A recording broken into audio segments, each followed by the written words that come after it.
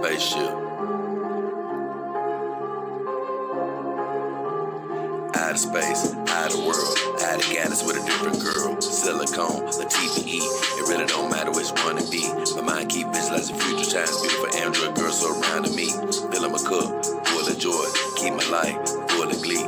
Plenty ups, never down, the way that life's supposed to be. But unfortunately, if she a Terminator, then I'ma have to terminate her. Gotta get rid of negative vibes, gotta go through negative foes, gotta block out negative voices, gotta get rid of negative souls.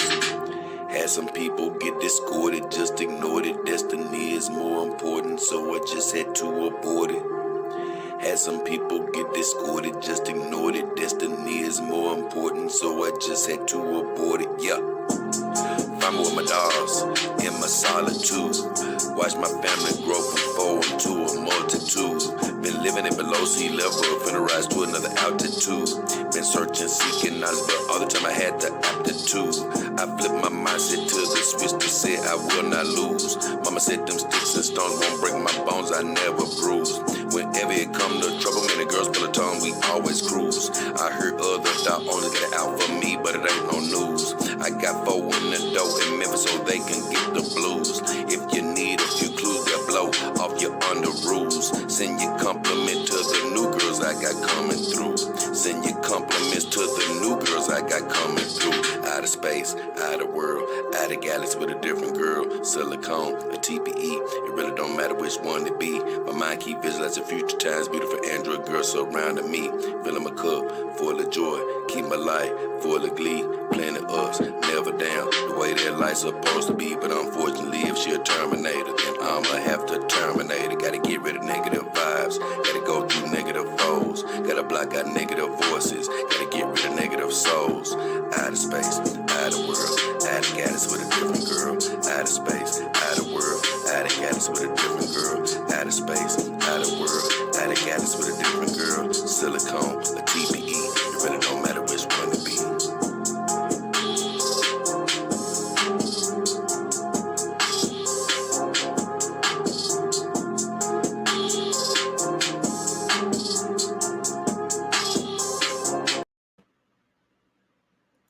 Hey, what up, what up, what up?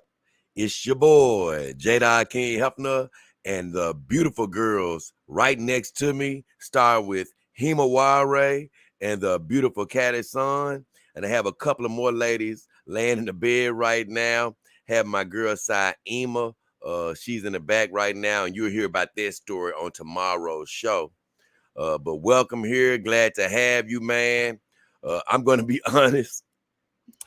This show is about 2.5 hours late. Man, it's just been a lot of technical difficulties and things of that nature going on behind the scene. And I've just been laughing about it the whole time because I was like, man, I couldn't believe that it was like one thing after the other. And the most beautiful part about it is I wasn't letting myself get frustrated. And I was just thinking about all the times I've talked to you guys about, hey, man, don't be letting these daily events and stuff like that get you frustrated. Just stay happy, keep your joy. It's all working out to your benefit anyway. And I was thinking like, man, I had been doing the Dark King Power Hour, first thing in the morning when I wake up, 12:30, 1 o'clock in the morning, every Wednesday recently. I've been doing that recently. And I don't really like to start too late for my American viewers because I'm like, hey, if any of them are staying up late, I want to definitely catch them before they go ahead and nod on out. Because once you get to the time I'm at now, in America at least, it's nothing open but a pair of legs around this time. It's so the saying goes. That's so the saying goes. So I was definitely trying to get on a bit earlier for my American viewers. But everybody overseas and things of that nature, I'm sure this is a more time-friendly slot for you guys. So if any of you are watching, God bless you and God bless everybody that's watching here. I always say, first thing I usually say is, hey, God bless your dreams, whatever you're hoping for in your life, whether it's finances, relationships, promotions on your job, health, whatever it is. We pray that you already have it. So we usually say that first. I've been out of practice just a little bit because I missed the live stream. We just put up a video instead on Saturday. Normally we do a live stream, but I was led to do a video, so I did that. And basically sort of working on things behind the scenes. So the subject of today's show, normally I theme the show after something I've read in the comments and things of that nature, but today is biking into the future. And the reason it's biking into the future is because everybody that sort of heard me talk about this, I'm doing a Biking for Companion Dogs campaign. And that's just to keep the show going in the fashion that you see it going today. So by me being a smaller channel today, I do need help from contributors and things of that nature to keep the show going. Because it does take a lot of energy and effort to keep the show going on a daily basis. So I want to make sure that I still have provisions, and I have actually sunk a lot of provisions in improving the show, which I'm very happy about that. So now I just need great people out there, viewers and things of that nature to guess what, push me forward, keep me going forward. So I said, you know what, I'm gonna do something else I really love is biking. But I've never done it in any real capacity as far as long distance or anything. You know, I've rode my bike a lot as transportation, just going to the store. And, you know, there's been times my car's been down. I have driven it. I mean, I have ridden it across the city. But this like been a straight shot type of a thing. It's not going to be like I'm going to do coming up this week. And, you know, that's why I named the show Biking into the Future, because I'm going to do that bike ride this week. Now, I don't know when the video is coming out. The video will probably come out the following week once I get it edited and things of that nature. But the actual bike ride, I'm thinking of taking that bike ride either Friday or Saturday. And I say I'm going to try to do at least one live stream from the biking tour. But it's going to be about I'm thinking it's going to be between 65 to 70 mile trip. So that's going to be significant. It's going to be significant. A round trip around Memphis. And it's not going to be on the very edge of Memphis all the way around. It's going to be the best route for the video, meaning that when I start out, I'm going to probably be a couple of streets away from the border of Memphis. It's going to give a better scenic route. And then I'll basically make my way through every part of Memphis, going around the outskirts.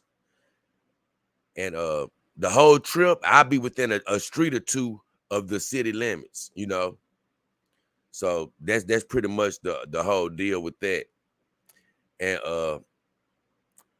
for somebody who's not a professional biker or anything like that, even though I ride my bike every day now, it's gonna be a challenge, but a good one, because I do love to be on my bike.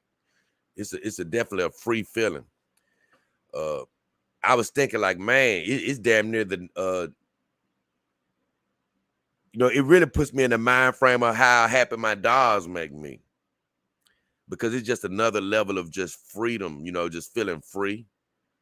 When I'm on my bike, you know, even though you do have to pay attention to certain rules when you're on your bike, you know, if you are interacting with the street, you can still break rules. That's the sweet part. It's like somebody might stop at a light. You don't have to stop at that light. You can find another route. You know what I'm saying? You can keep going, man.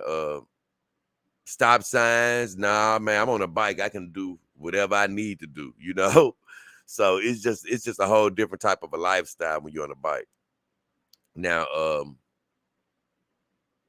it's several things I still need probably to be completely, I don't even want to like to use the word safe, because I'm always safe with God watching my back. But I'm just saying, like, I guess I do need to eventually get me a helmet and things of that nature. So if I'm talking about riding my bike for a long, long distance. So, with all that said, that's the subject for today's show, biking into the future. And you can always donate to that campaign, because even after I do the bike trip, I'm gonna leave it up for people to donate. The goal was 10,000, because I believe that would definitely take care of the show for, months and months, and definitely probably make some more improvements as well. But right now, I think we're at a couple of $100, which is still amazing. I'm happy with every contributor. So you can always donate to that campaign by clicking on the link in the description of all of my videos. I usually keep that link in the description of all my videos. So you can do that. I always say if you're looking for a doll, you can look in the description of my videos too. I have vendor links, trusted vendor links if you're ever looking for a doll. But right now, even though the channel is a monetized channel, it's just something going on with the channel that I don't even know what the hell happened. It wasn't anything that I did as far as with my programming or anything. It's just something behind the scenes, and I have no idea what happened. But it's definitely going to come back. But right now, the only way you can contribute to the show is by donating to my Biking for campaign, or by clicking on my Cash App or my PayPal in my YouTube About section, and you can contribute to the show that way. So, with all that said, let's get into the gritty as well as the nitty. And that basically is going to be me getting into my videos, the comments, and checking in with my live chat. And the first guy up is a very familiar face, my guy, Mick Tao. Oh, I definitely want to give a shout out to my Dog King Army team as well. For those of you that don't know, I do have a Dog King Army team, and you can join my team membership when my monetization resumes. Like I said, right now it's on a small hiatus, but it should be back shortly, and you'll be able to join my team. But to all my team members, I haven't been able to have that intimate conversation that we've normally had. So I want to send a shout out to all my team members. I'm not sure if everybody stuck around, but everybody that's still on my team and hasn't left yet, God bless you. Hey, hang on in there. We'll be back real soon. So just hang on in there. Mick Tao, he says, oh yeah, I'm first. It's been a while. Yeah, Mick Tao, let me write you down. So congrats to Mick Tao. He done won a lot of these contests. And for all of you who don't know, I always say one day I'm going to come into more than enough. I'm going to have more than enough. I'm going to be able to give back in my own way.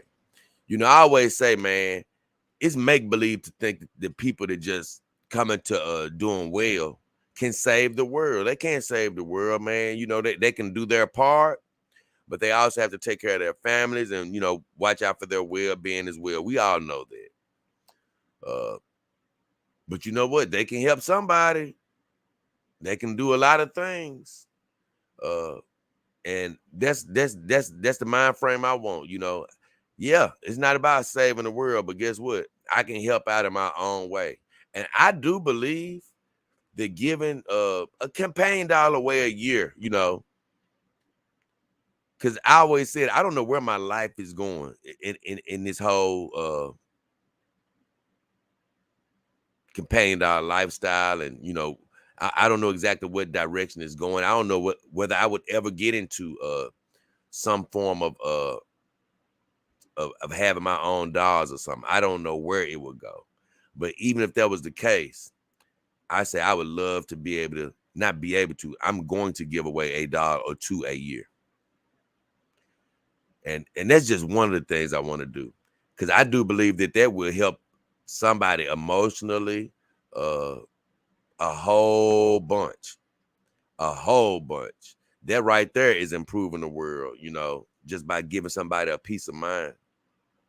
So I do have this contest, and I have had some people say, man, you know what? If I win, I'm going to give my doll away. I don't really necessarily want another doll, or, I have some viewers that may not even want a doll. So in that case, it's still going to be a blessing to somebody. So either way, with all that said, let me write MGTOW's name down as the winner for the day. And he's won a lot of these competitions, like he said. Because what he say? He says, it's been a while. I think he said it's been a while. It's actually been a while since he won, but that's good because it's giving other people a chance to win, honestly.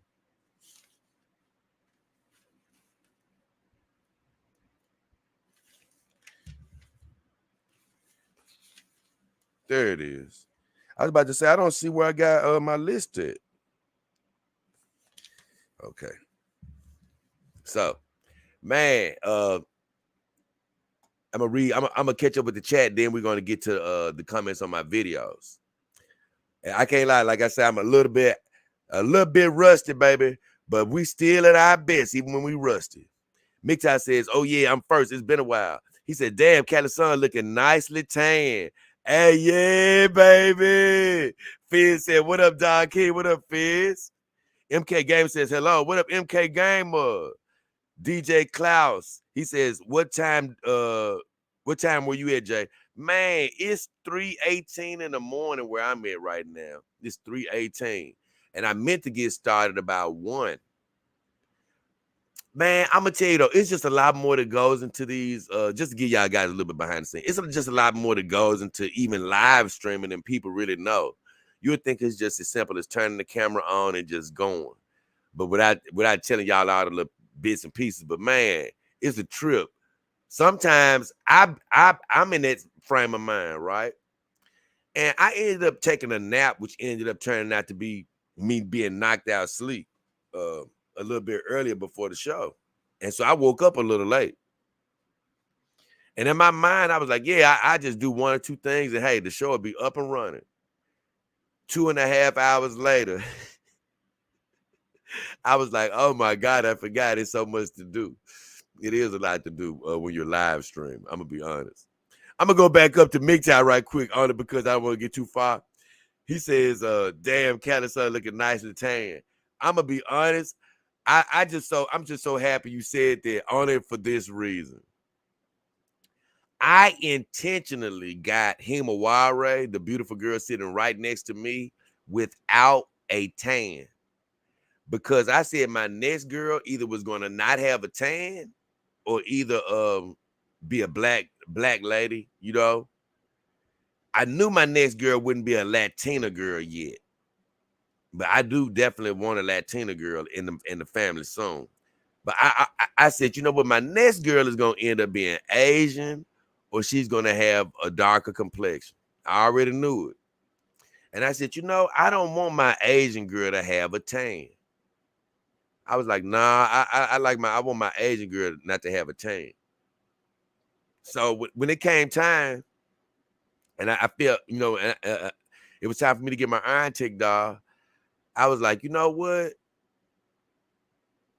When I was looking at the silicone, which, it's a show I got to do about that too. Oh, I got to write that down. When I was thinking about getting this, the silicone girl, I was like, man, I think she's going to be best for me if I get an Asian girl. But it's crazy. I actually chose a girl of the Caucasian persuasion, which is Mara Blade.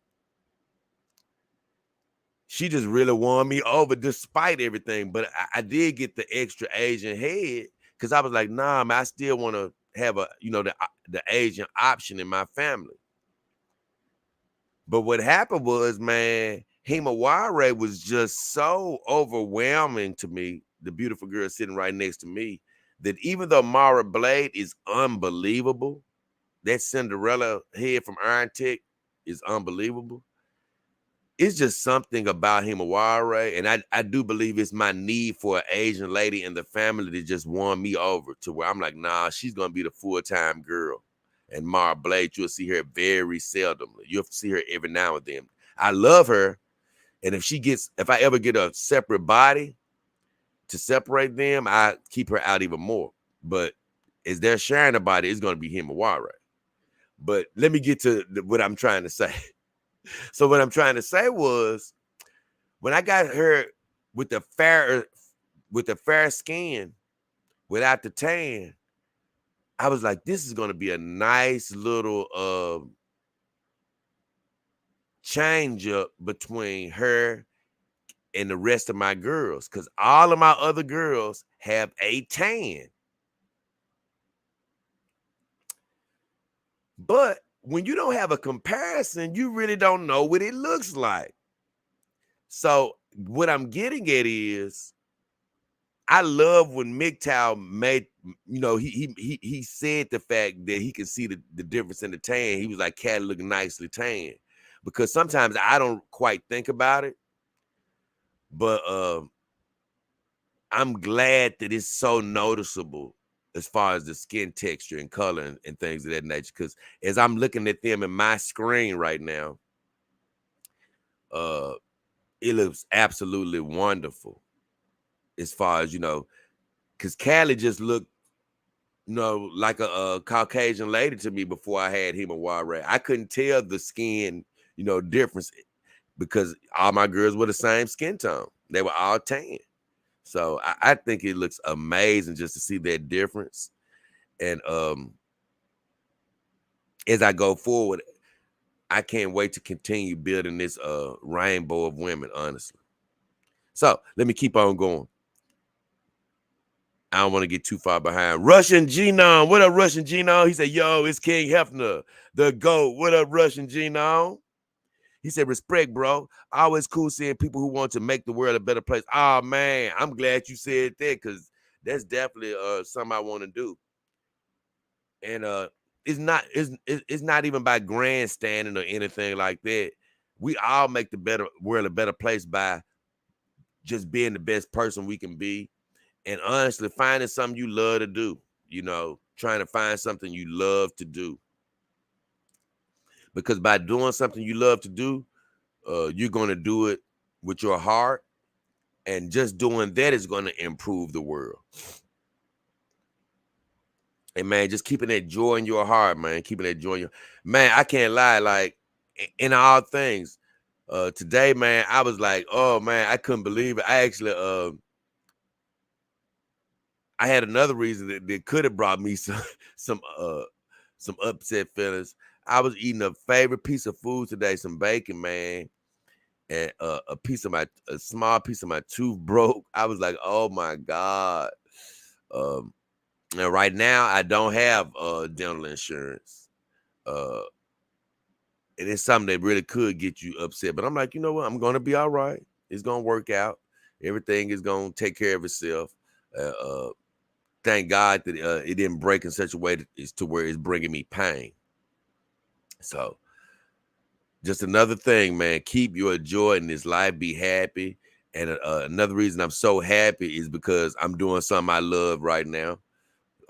Being with my girls and being with you guys. Because man, I do love doing YouTube. It's a joy and it's a privilege to come here and be with you guys, man. Share my journey, do educational stuff, uh, just have fun.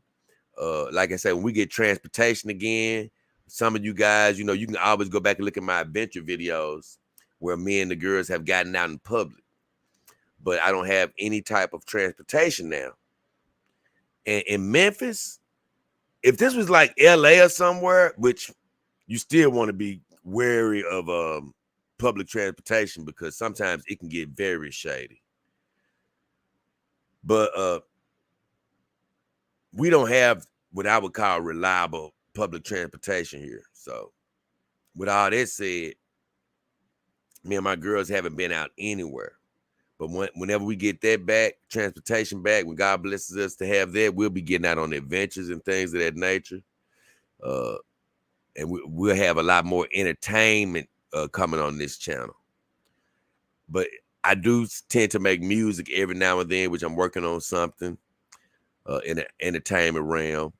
And I do need to get back to doing one of my dance videos. I haven't done that in a while.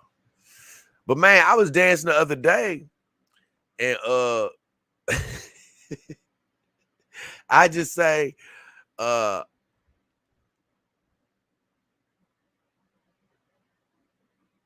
just need to make sure, Because I'm in great shape right now. I'm going to be honest. Since I've been riding my bike, I'm in 1,000,000% shape. But man, it's a different type of shape from being in dance shape. And I just say this, man. Sometimes, man, I had an injury a while back, a calf injury. And man, it's the craziest thing. Thank God I'm already healed. But sometimes it just feels a little crazy. I just say that, even now. But I was dancing the other day because I was like, I need to do a dance video. And I just say this. I'm definitely going to do that video sometime probably after this Biking for Campaign Dog campaign, because I'm going to make sure that leg is good and strengthened up. Because I'm telling you, man, when you're in this dog game, your body is going to be, it's going to be even more important than it already is. Because without your body, you can't do a damn thing with these girls. Man, you can't do a damn thing. And when I hurt my calf muscle, man, I couldn't even do the normal things in the house. This was a couple years ago, a few years ago. I couldn't even, man. It was a challenge to even clean up the house. I was having to try to sweep up the house in a wheelchair. So it was that bad. And I was just thinking, man, if I had my girls back then, it would have been a disaster, a debacle. Not being able to pick them up, move them around, take care of them. Oh my goodness. So, hey, you got to take care of your body. That's number one. Let me see. MGTOW says, thanks. I'm glad MGTOW, he got the victory today. Russian Gino said, oh shit, Central Gang. I don't know what he mean by that. He said, that's good advice, man. I'm 19. I haven't found that passion I want to do just yet. But you're right. I always keep looking. Oh, yes, Russian Gino. I'm glad you brought that up. I'm going to tell you, Russian Gino, let me give you some more good advice. Don't even worry about that you haven't found it. I'm going to be honest. Don't even worry about it. And let me tell you something. Your true passion in life, it can come tomorrow or it can come years from now. The best way to find it is to, for one, I say pray for it. Just say, hey, God, bring me my passion. But for two, just keep doing stuff you love to do. I don't care how silly it is or whatever it is. Just keep doing the little things you love to do. They may be hobbies or whatever you think they are. It could be just gaming. It could be anything that people think is nonsense. You'll never know when your passion, when something you love, can turn into your passion. Or by doing something you love, you'll stumble across what your true passion is. For years, man, I kept on being worried about finding my passion. But even before the companion dogs, I found a couple of things that I was very passionate about. I don't think I went out on faith on a couple of them, but I'm going to say this. I believe that I may have missed a couple of opportunities with things I was passionate about earlier, earlier in life, it was things that I probably could have done. But God has a way of bringing things around at the right time. And I just say this, man, when I do look back, I keep on, and I've even told my mom this, I keep on like, man, even with other things that I felt like I was passionate about, I don't love anything like I love the dog game. Man, it's like that Sarlacc in the Return of the Jedi. And it's something called a Sarlacc pit, where this Sarlacc, you can just throw anything into this pit in the middle of the desert, and it can just eat endlessly. It would never get full. And that's how I feel in the dog game. It's like, man, I love it so much, but I just cannot get tired of the constant research. And of course, my body gets tired like anybody else's, but just my spirit for it, I love it like none other. And I want to help people get into the game, and it's just an endless energy. And that's how it's gonna be when you find that thing that you truly love. Like I said, you could get in the dog game and just be in the dog game and have you a companion dog. You don't have to be in it like I am. You could love your companion dog and not be doing this, or, not trying to do it to this extent. It's people who love their dog just as much as me, but they just don't do a YouTube channel. That's not what I mean. I mean, whatever it is that you stumble across, you're just gonna not ever get sick of doing it. That's how you're gonna know you found the passion in your life.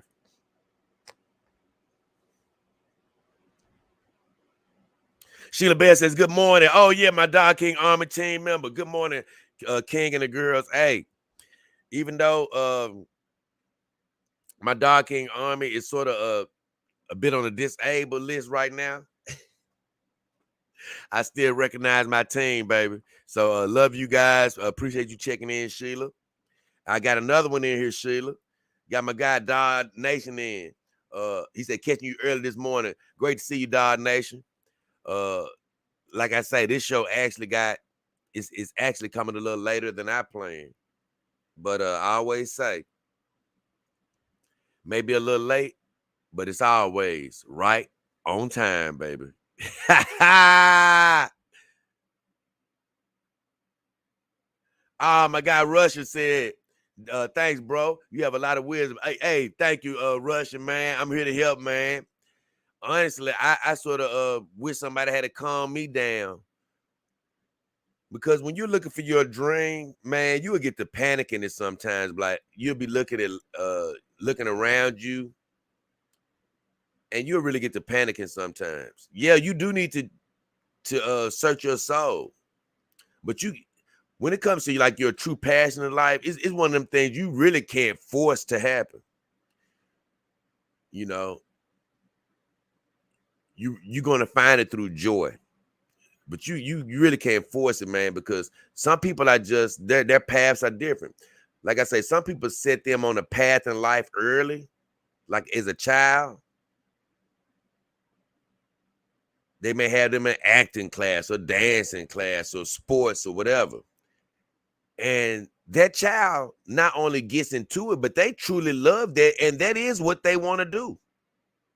Now you have some kids to get into that type of stuff early, and they find out that wasn't really their passion, and they get resentful towards their parent because they got them started in something, so early in life. But I'm not talking about those kids and things of that nature. That's unfortunate. I'm talking about the people that like I said, they get started off in life in something and they truly do love it. Like, let's just say a Tiger Woods, for instance.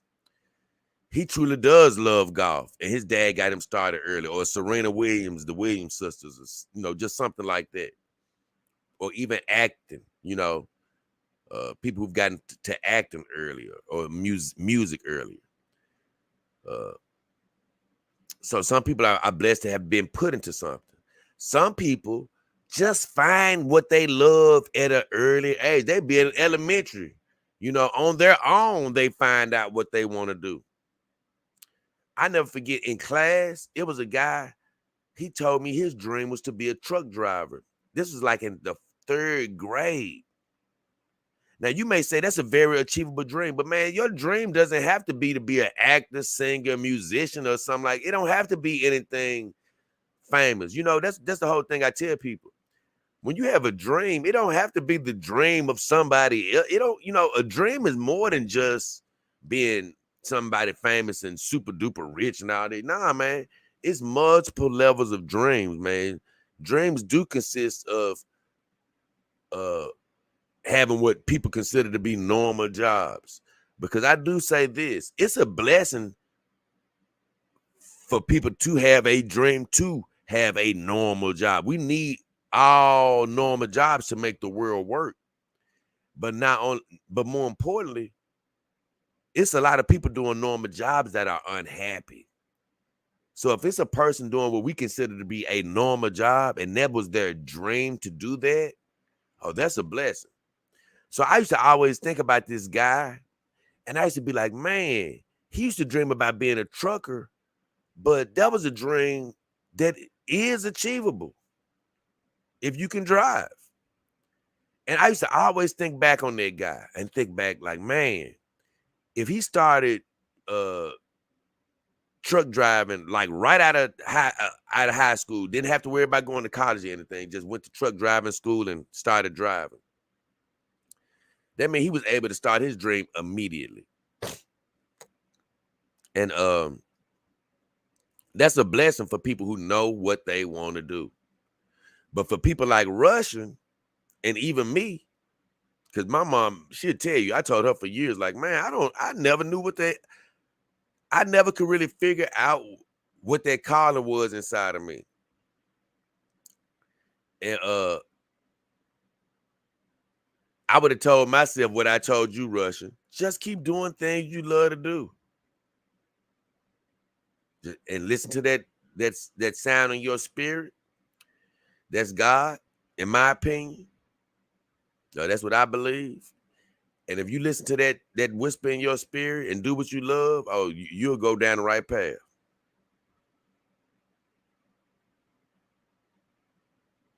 Oh, Dog Nation says, dogs really are my passion too. And by the way, your outing video are great. Can't wait to see more of them. Well, like I say, when you say they're your passion, and that does make me happy to hear that. But like I say, it's a lot of owners that just love their dogs.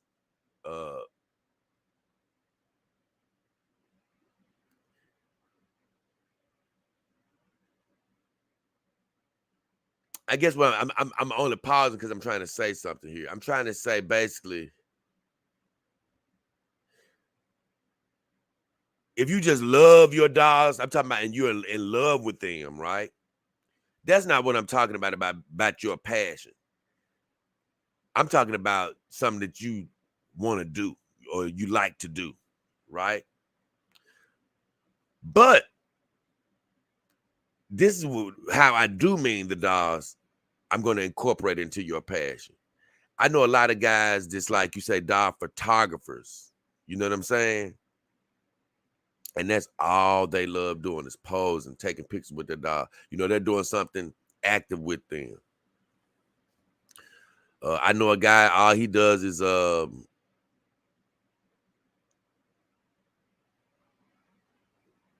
he shoots movies with his dogs, honestly. And he puts them out on his little private site. And that's just something he loves to do. Now, if you are in love with your dogs, but then you love doing something else, then that's what I'm saying. That would be more of your passion because that's something you love to do as far as like what you're trying to do, not necessarily the relationship part of it. But if you're doing something with your dogs, and I'm talking about like you don't have to be doing a job with them now. You know, you don't have to be doing a YouTube. You don't have to actually even be doing photography with them. But you can be passionate, let's just say about, man, I love dressing my dogs, you know, and I just love that aspect of it.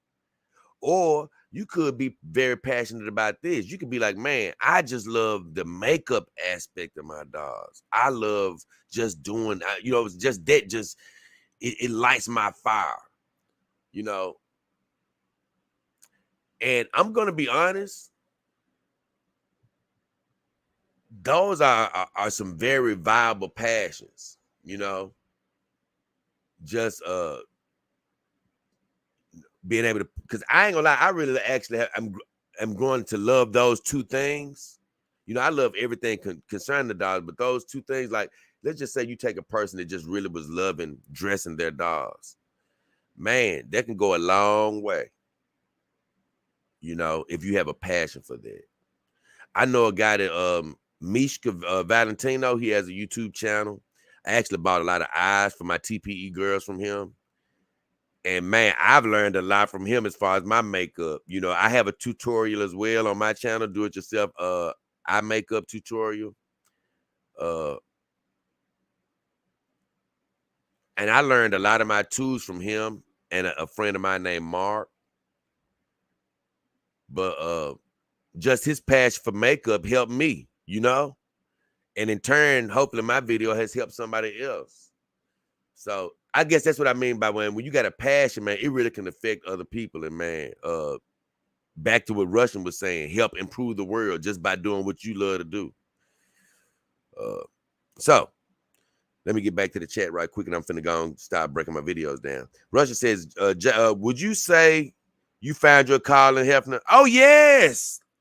Oh, yes, I found my calling. Most definitely, man. Most definitely, I found my calling. This is all I want to do with my life, man. I'm gonna be honest. It's help people, you know, find this life.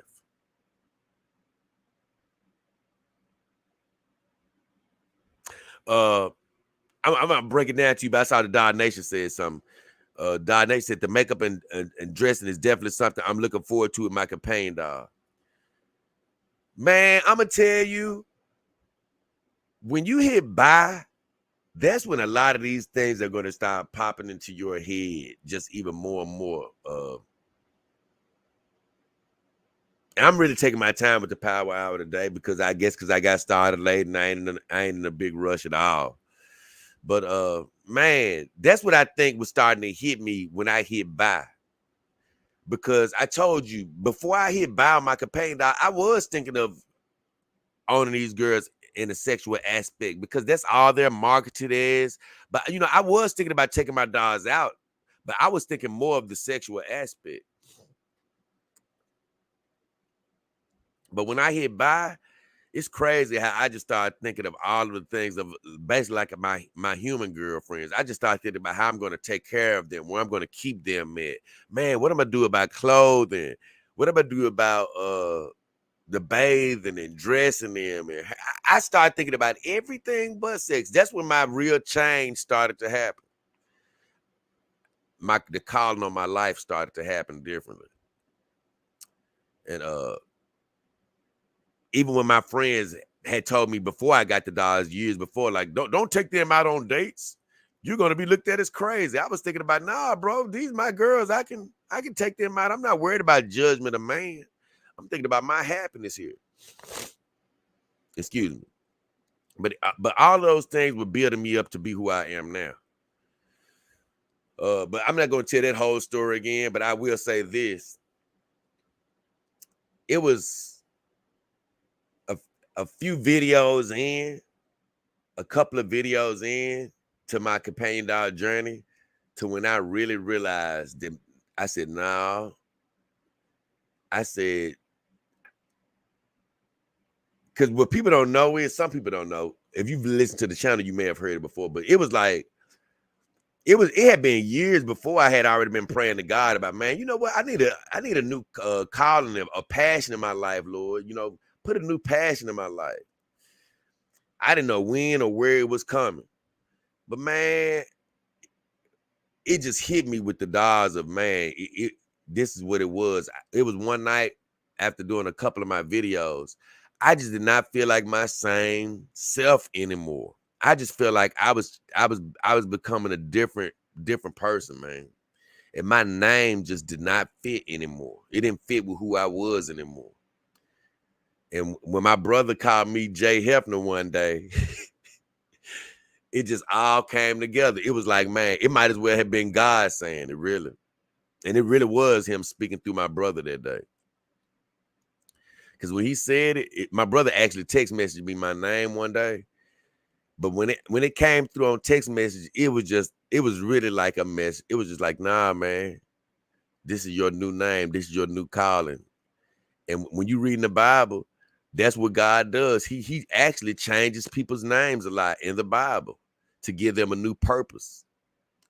And man, ever since I legally changed my name, I was like, man, you know what?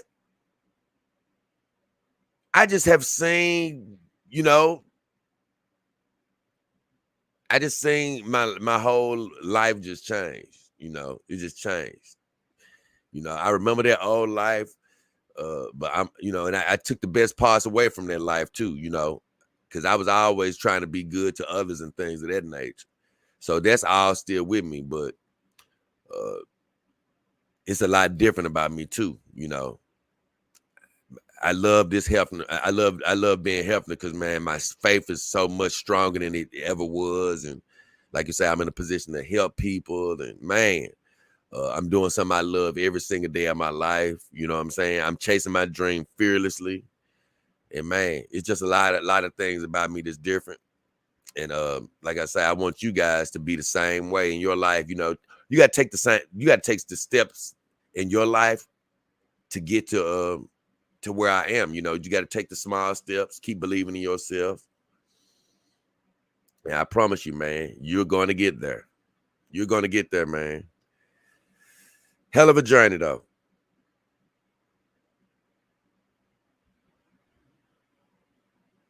Donnie said, you definitely ain't lying. I bought clothes, jewelry, a blow-up love seat, hair accessories. A blow-up love seat, that sounds like a good idea. That sounds pretty cool. A blow-up love seat. Be careful if you got pets, though. Best Word says, I'm just really glad your message is reaching people across the world. Your public speaking talents were hidden away if you were in a 9-to-5 warehouse. Thank you, Best Words. Man, yeah, I was in a I ain't gonna even lie, man. I felt like I was in prison in that job, in every job I've ever had in a warehouse. But it was always, I know my mom, I was like, I always used to tell me, hey, Jay, you're where you're supposed to be for right now. It doesn't matter about, about what you're dreaming of. She said, hey, you're where you're supposed to be right now. And man, I say this, she she was right. I just say that. And just like I was where I was supposed to be then, I'm exactly where I'm supposed to be now, man. I'm glad to be here. And I appreciate those words, Best Words. And man, it's crazy. I'm going to get to a video a little bit later where it's going to actually talk about my message getting around the world, because man, it's something that did happen recently that really had me tripping, and I was just so happy, man. It was a blessing from God. So Dog Nation said, how hard was it to change your name? Like, was it extensive steps to it? The Dog Nation, I'm going to be honest with you, bro. You would be amazed at how easy it is to change your name if you're not in any trouble with the law. I just say that. You'll be amazed. It's literally you going to whatever courthouse in your city and saying, hey, I want my name changed. and then the judge is going to be like, okay, I approve it or not. Now, the judge was laughing like a son of a gun at me. I'm going to be honest with you. It was actually a female judge that gave me my name. And she was laughing at me. She was just like, man, you want to change your name? I was like, yep. She said, hey, I ain't got no problem. I'm going to change it. But I say this. It was more than me just changing my name, too. You know what, man? It was something that was always supposed to happen. I'm going to tell you why. When I was little, I'm talking about a little kid in elementary, I was riding with my mom, which I'm always going to be a kid. I'm going to be honest with you. I was riding with my mom, and I never forget, man. I was in the back seat of the car, and I said, Mom, I want to change my name. And she was like, what? I was like, yeah, I want to change my name. I said, man, when I get older, I'm going to change my name to Michael. I have no idea why I wanted to change my name to Mike. I think it was because, I don't know, it could have been, I don't know what it was for, but I don't know why I love the name Michael, man, but I wanted to change my name to Michael. And she was like, okay, hey, you can do, whatever you do once you get grown, you can change your name. And I said, okay. But you know what? I never did change my name. I had my father's name, first name. And I don't even want to bring it up or whatever. I'm gonna leave that private. But I I think I was like most people. I'm like, I'm born with that name. Hey, I don't want to change it, blah, blah, blah. I'm gonna leave it like that. That's the family name, because once you've had your name for so long, you just, okay, cool. Whether you love it or not, you just get used to it. And so the biggest problem with changing my name was getting over that mental hurdle of, hey man, you're getting rid of your father's last name, your blood father's last name, and you getting rid of the name your mother gave you and all this. So I'm gonna be honest. The biggest part of changing my name was getting over that mental hurdle. And I'm just sorry. It's gonna be different with every person. But for me, I just had to take control of my life. I'm just like, I'm sorry, man. God bless my daddy and them and all that stuff. But nah, bro. The truth is, I'm a Hefner, man. I'm just a Hefner, bro. I mean, I'm always respect that part of my life. And I'm always gonna keep that. I always say on the inside, I'm my original name too. I still got that part in me. It's gonna always be a part of me. But for me today, man, I'm Hefner, man. I'm a Hefner, man. That's who I am. That's who I am today. I'm sorry, man. I'm Jay Hefner, man. And I have never felt better since I did that. And you know what? I'm trying to think, did I do a video on it? Oh no, dang.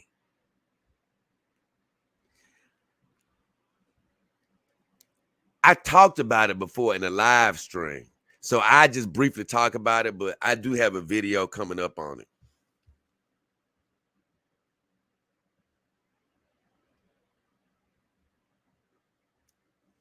So I just hint on it. Just put it like this. You can't change what people think about you, but you can always change. I just leave it like that. You can always change at any point. And that's the one of the most beautiful parts about life. So I can't make anybody else say I'm Hefner, but hey, bro, I'm Hefner now. I'm different. You may want me to be who I used to be, but that ain't who I am. You may try to judge me by a mistake I made or anything. God bless you. That ain't who I am, bro. You know what I'm saying? For one, I'm forgiven by God, but for two, I'm just different, man. You can't make me stay who you want me to be. I can't change. The dog next say, okay, let me see. Best word says, to people watching this now or later, remember to support Jay. YouTube is being weird now as usual, but it's PayPal and Cash App in his about page.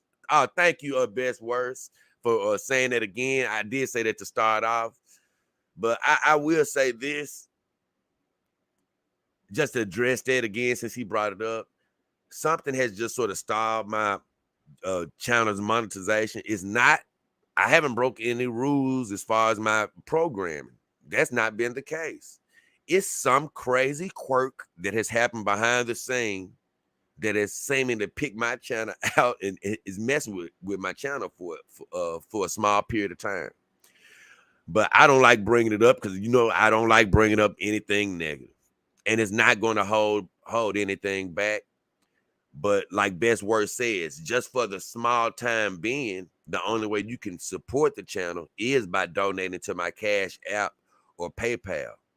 And I do need the support to keep this show going. People were able to give super chats and super stickers. But like I say, as of right now, like Best Word says, that stopped. So I'm not going to make a show of full time me asking people to donate. I would never do that and burden you with that type of talk.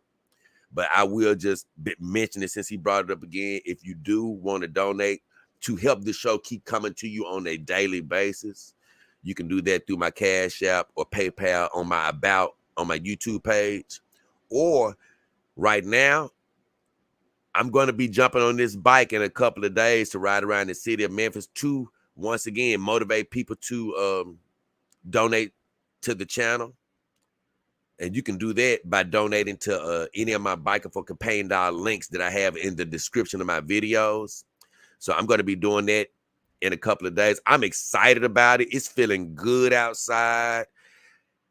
My timing, I just thank you, God, that I decided to do it around the end of September, the beginning of August.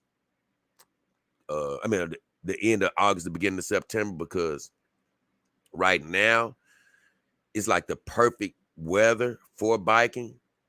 And so I plan on doing that over the next couple of days. And I'm going to put the video out about it. I'm going to try to edit it where it's not a million years long. I'm going to be honest with you, because I just think about, like, man, it's going to be so many things to film. And hell, if I was to film every second of me riding my bike, it'd be a 5-hour video. I don't know how long it's going to take me, honestly. So I can't show every second of it. So I'm like, man, I'm going to have to just try to find some really great parts to show. And I just laugh because, man, I never really know how these videos are going to turn out, because, by me being a one-man gang, it's basically you shooting in the dark. You shoot things, you can't really see what the hell you've done till you got home. So I just been thinking about this video, and I just be like, man, I don't know really what all is going to be in this video, but I know it's going to be an amazing trip. So I'm still going to put out a daily video, whatever day it's going to be. Then I plan to hopefully do a small little live stream in the middle of that trip. And then I plan on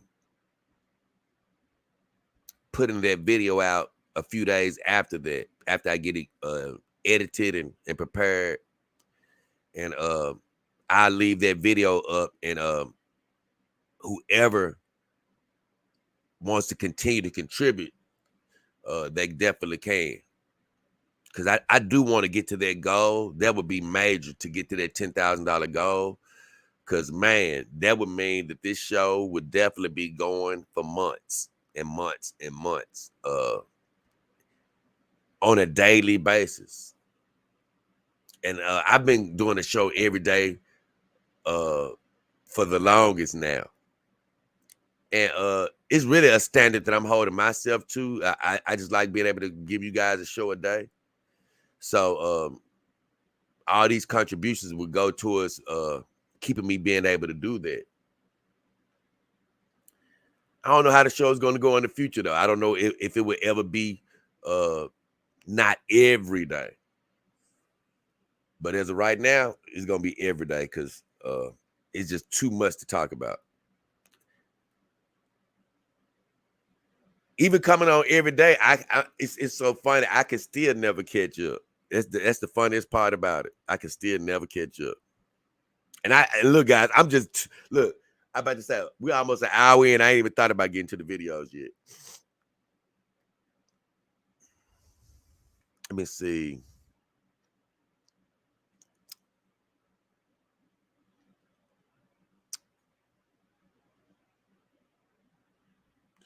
Oh, Don Nation said, I've been meaning to change mine, but I've always thought I had to go back to my birth city to change it. Thanks for that information. Now, I do believe that you're going to have to, you don't have to go back there, but you're going to have to do some type of correspondence with them as far as your paperwork, because you are going to have to get all your old paperwork changed, your birth certificates and things of that nature. So that's not going to be too hard or anything. The only thing you're going to have to do is mail it to your birth state, and then they'll mail you the correct stuff back. So it's not going to be daunting. I say this, man, I'm going to tell you, the scariest thing about changing your name is just everything, your mail and everything with your job and all that stuff. You'll be thinking to yourself, like, man, I don't want to go through all these changes. And, man, everything that I communicate with my bank and, everything, you're going to have to get all these things changed and blah, blah, blah. Man, I'm going to tell you something. it's just like anything else in life, man. You'll be scared of a lot of this stuff until you start doing it, man. It's all about how bad you want to get it done. I mean, that's really what it comes down to, man. How bad do you want to get it done? People are scare you. Ooh, you gonna have to do all this. You have to do all this. Yeah, you got to do some stuff, but I mean, at the end of the day, it can get done. I mean, it'll take you about a year or so to get it all done. But like they tell you, it ain't no rush to get all this stuff done. Just get stuff done gradually. It's still a couple of things I haven't done as far as getting some things switched over. Now that I'm thinking about it, so it's no real sweat. The biggest thing is actually getting your name changed initially. After that, you'll get everything else handled. He said Michael, because Michael Jordan. I don't know whether it's Michael Jordan, Michael Jackson. I have no idea. But I know Michael is just a cool name, I think. I think that's really what it was, too. And I think I had a friend named Michael. You know what? I might have had somebody I knew named Michael, too. Hellboy says, I just got to the stream. What did you change? I didn't. My name, they was asking me about my name, Hellboy, about me changing my name to Jay Hefner. Ladies man says, Hugh Hefner. I can't lie, man. When I first was changing my name to Hefner or whatever, I changed it just basically. One of the main reasons was because, of course, Hefner did a lot for the sexual revolution with his girls and things of that nature, and I wanted to do for the dog game, what he did for the sexual revolution, as far as, man, just breaking the stigma, normalizing it and things of that nature, because sex was thought of as, man, it wasn't nearly as freely thought of as it is now when Hefner was coming up. Man, if you had sex out of marriage, it was like the worst thing you could do. And I'm not saying that that's not still uh supposedly not the best thing you can do. I mean, still not. You still shouldn't just, I say, gravitate towards it. I mean, even though most of us, it's an inevitability because most people aren't going to be married. But back then, it's like you should get hung from a stake, from or hung from a cross, so to speak, for having sex outside of marriage. But he just sort of made the whole idea of sex more normalized. Like, hey, man, it is a normal human occurrence. As human beings, people are going to want to have sex. So he took some of that vilification from it, and as I got to learning more and more about Hefner, I tell you this, he was so much more cerebral than I ever thought he was. Because when I was going to take on his name, before I actually did take on his name, I'm like, nah, I need to learn a little bit more about this guy. And as I was learning more and more about him, I was like, yep, I'm definitely liking this guy. I'm definitely liking a lot about him. Now, recently, I know they've tried to paint him as some bad guy post-mortem now that he's gone. And I always say this, I'm not going to defend anybody or demean anybody, especially when they're gone. But the only thing that sort of upsets me about people is when they bring out a whole bunch of stuff and talk about people that can't defend themselves. Man, don't start talking about how bad this guy was and this, that, and this, and how he was the worst guy in the universe when he can't be here to defend himself. And people are trying to take that stuff for gospel. I don't know what he did. I'm not saying he did or didn't do anything. But I just hate when people, you didn't come against him like that when he was living, where he could actually defend himself. But now that he's gone, now people trying to say this and that. And I don't like that. I hate when people do that type of stuff.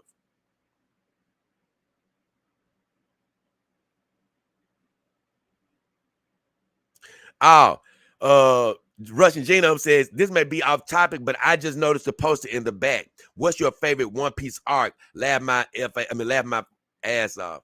I'm gonna tell you, man. I love One Piece. It is my favorite anime. It's my favorite anime. It has won me over. I love Naruto. I love a million other animes. SAO, Black Clover, Inuyasha. I mean, I love a lot of them. Don't get me wrong. Oh, man, they didn't make enough of One Punch Man. I was loving One Punch Man. They didn't make enough of those. But I love a lot of animes. I used to love Dragon Ball Z. I got played out on it a little bit though. But One Piece, I'm going to tell you, man. One Piece reminds me a lot about life. I'm gonna tell you why. In life, I could easily go back to some moments in my childhood or maybe a sexual experience or something and be like, man, that was my best day or something like that. But the truth is, in life, your best day is right now. But nah, Jay, I had a better time 2 years ago. Nah, bro, you're alive today. You got a chance to be alive and breathing right at this very second. I don't give a damn what's happening. This is your best moment, baby. We are alive right now. And that's sort of how One Piece is for me. I'm fully caught up with the dub version because I don't like doing the sub version. I'm sorry. I love when they do the voiceover, the English voiceover. It's amazing. They do the dub. I love dubs because they look so accurate. It's not like you're looking at somebody talking and then hearing them talk 2 seconds later. It's really accurate with the cartoon or the anime rather. But with One Piece, my favorite episode is usually the next episode. It's just like life. I mean, I love everything about it. But man, I'm telling you, man, it's hard to pick. But I'm just gonna be honest with you.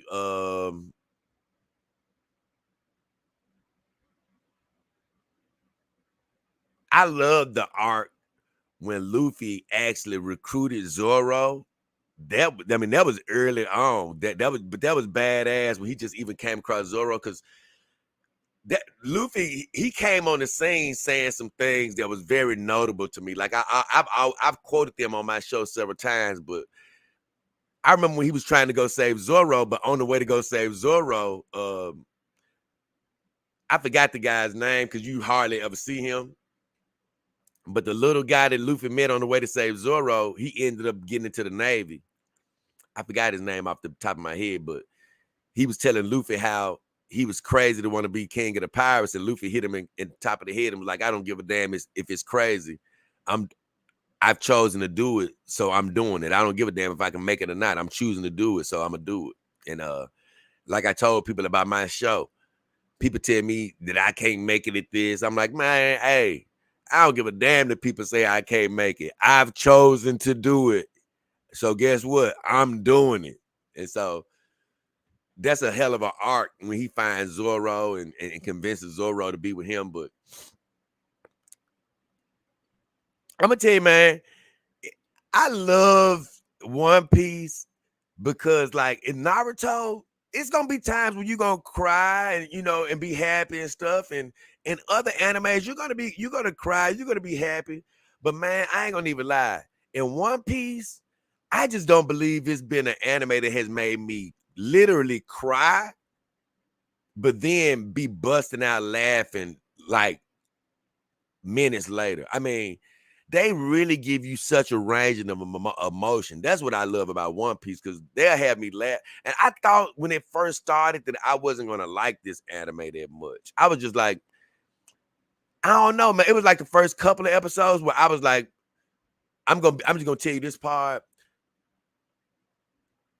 Luffy pretty much starts out with his powers. You know, he as the anime starts out. So at first I was like, I don't really like that this guy already is pretty much good, But man, One Piece is amazing. It just took over, man. It just took over. So I say this. I've taken a long time to answer this question, but if I have to pick another arc, because all of them are wonderful, I think the only thing that sort of I didn't love the buggy arcs. I liked them, don't get me wrong. I'm just saying, but it was a couple of the times with Buggy the Clown, I was just like, I could sort of do without him. But he did make me sort of laugh at him later. But I'm just saying, some of the original Buggy arcs I didn't love, but I still got around. But I'm gonna go ahead and tell you this. When they saved hold on. When they saved Robin from captivity, I believe that was probably that was one of them arcs where I'm like, you know what? I love the whole One Piece, but that arc was badass. Even though I've seen some badass stuff since then, but I'm just saying, it was just some stuff going on in that arc right there that had me. I think I did a lot of crying and all type of stuff, laughing and just emotions. Man, that arc right there was amazing. So that Enos, what was it called? Enos Lobby, something like that. Yeah. Because if you get to that point in the anime, you can really be thinking like the anime damn near, it feels like a climax almost. Man, that was so long ago. It's so crazy. Because I looked at my arc, man. I'm on episode like, what was it? I think they're like on episode 54, 854 now. Or it could be 870. Wherever it is on the dub, that's where I am. I took a long time to answer that, but I don't give a damn because I love anime and I love One Piece.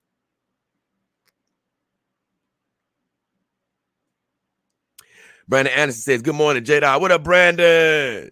Just spending a little time in the chat. If you're tuning in, this Dog King Power Hour, man. Normally, I go back through all the comments on my videos, which I plan on doing. I'm an hour and a half into the show, and I just been answering live chat, which is cool, man, because I actually didn't come on Saturday like I normally do. I just did a video, and I just go by my spirit with those things, but I just figure like, man, hey, I'll catch up for a second, and I'm going to get into my videos.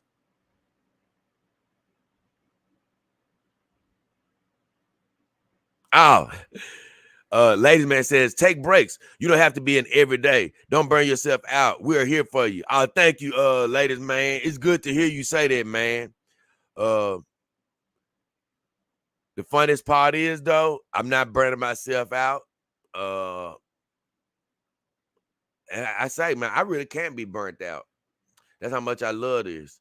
But we do have a limited amount of physical energy. So I do have to just mind myself to get recharged. But I say this, even right now, man, I got some goals I'm doing in my mind personally, as far as just the show is concerned. And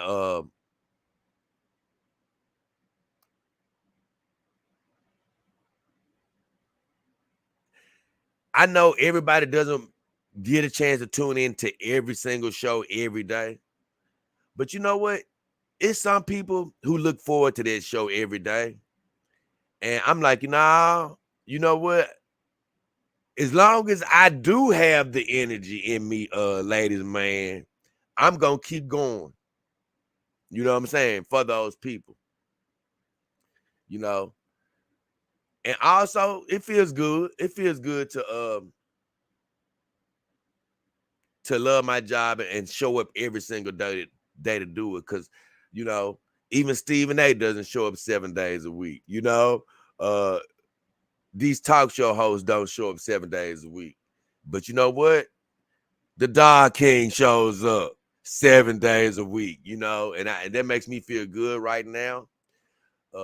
And I still do try to take my time for rest, because even God took rest on the 7th day. So I even talked to God about that as far as like, hey, about my rest and things of that nature. But I just keep sort of hearing in my spirit of, hey, Jay, I'm gonna rest you at the right time, you know, as far as not doing it from every single day. But I keep hearing in my spirit, right now, keep going. And so for right now, I keep going.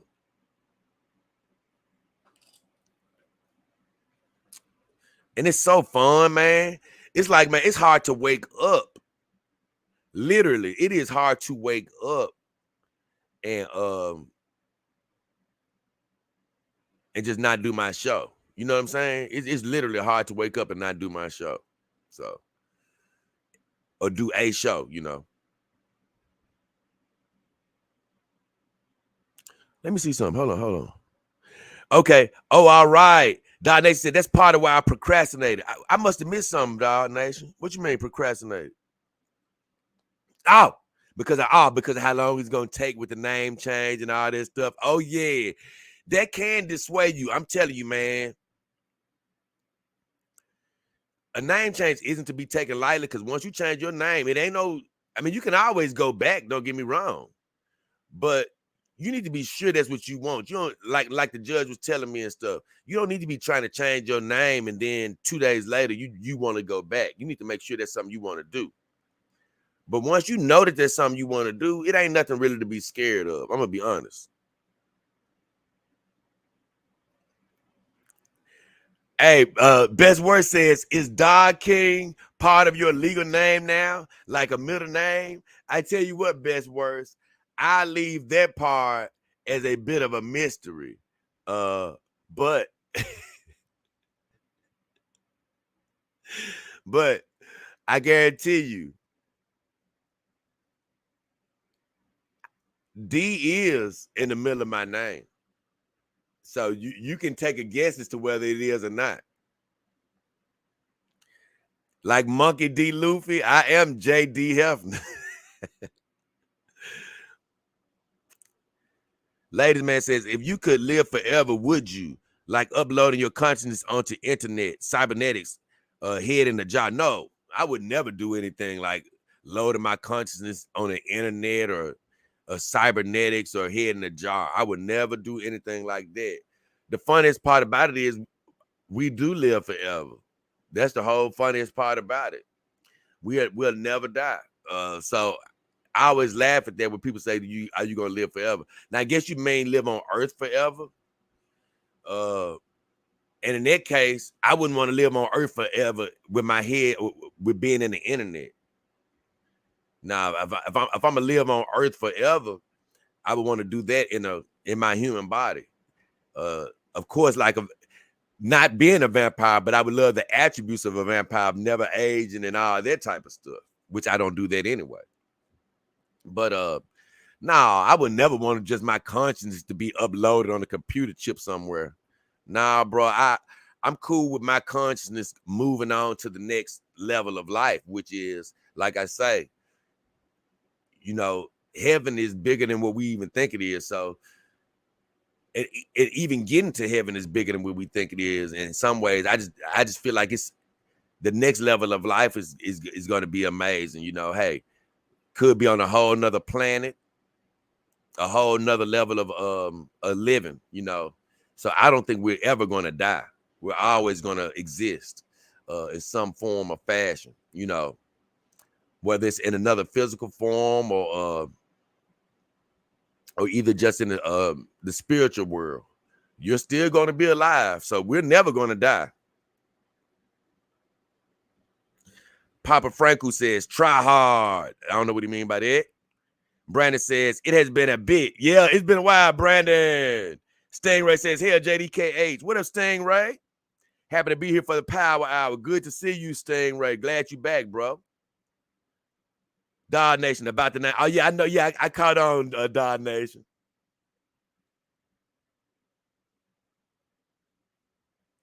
Stingray says, my initials are M and M. So I'm totally cool with not my name. Oh, that's great. That's great. I'm going to tell you something, man.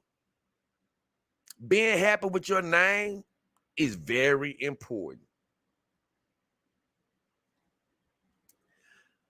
I always say, man, I'm so glad that I'm in the mind frame I am now, and that's the mind frame of not looking back. You can't be looking back, man. Guess what? You can look back to reflect a little bit, but don't be looking back to beat yourself up. I should have did this. I should have did that. Like me, I could have beat myself up even earlier today. Like, Jay, you didn't have everything quite set up right, or either you could have got the show started earlier.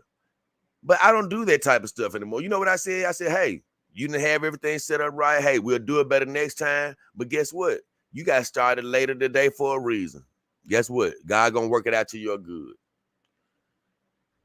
So I basically said that little soliloquy to say I could beat myself up and say, man, you could have changed your name a long time ago. You could have been changed your name. But you know what? If I had to change my name a while back, it wouldn't have been Jay Hefner. You know? It would have been something else. So, you know, things happen when they're supposed to happen. Believe me. Believe me. So, hey, don't be in a rush to change your name. But I'm going to tell you something. If you're somewhere out there and you've never felt right in your name, you know, it just something don't feel right. I'm going to be honest with you. I say pray about it, think about it. And once you hear that answer clear in your spirit, hey, I say it is something you do need to consider doing, only because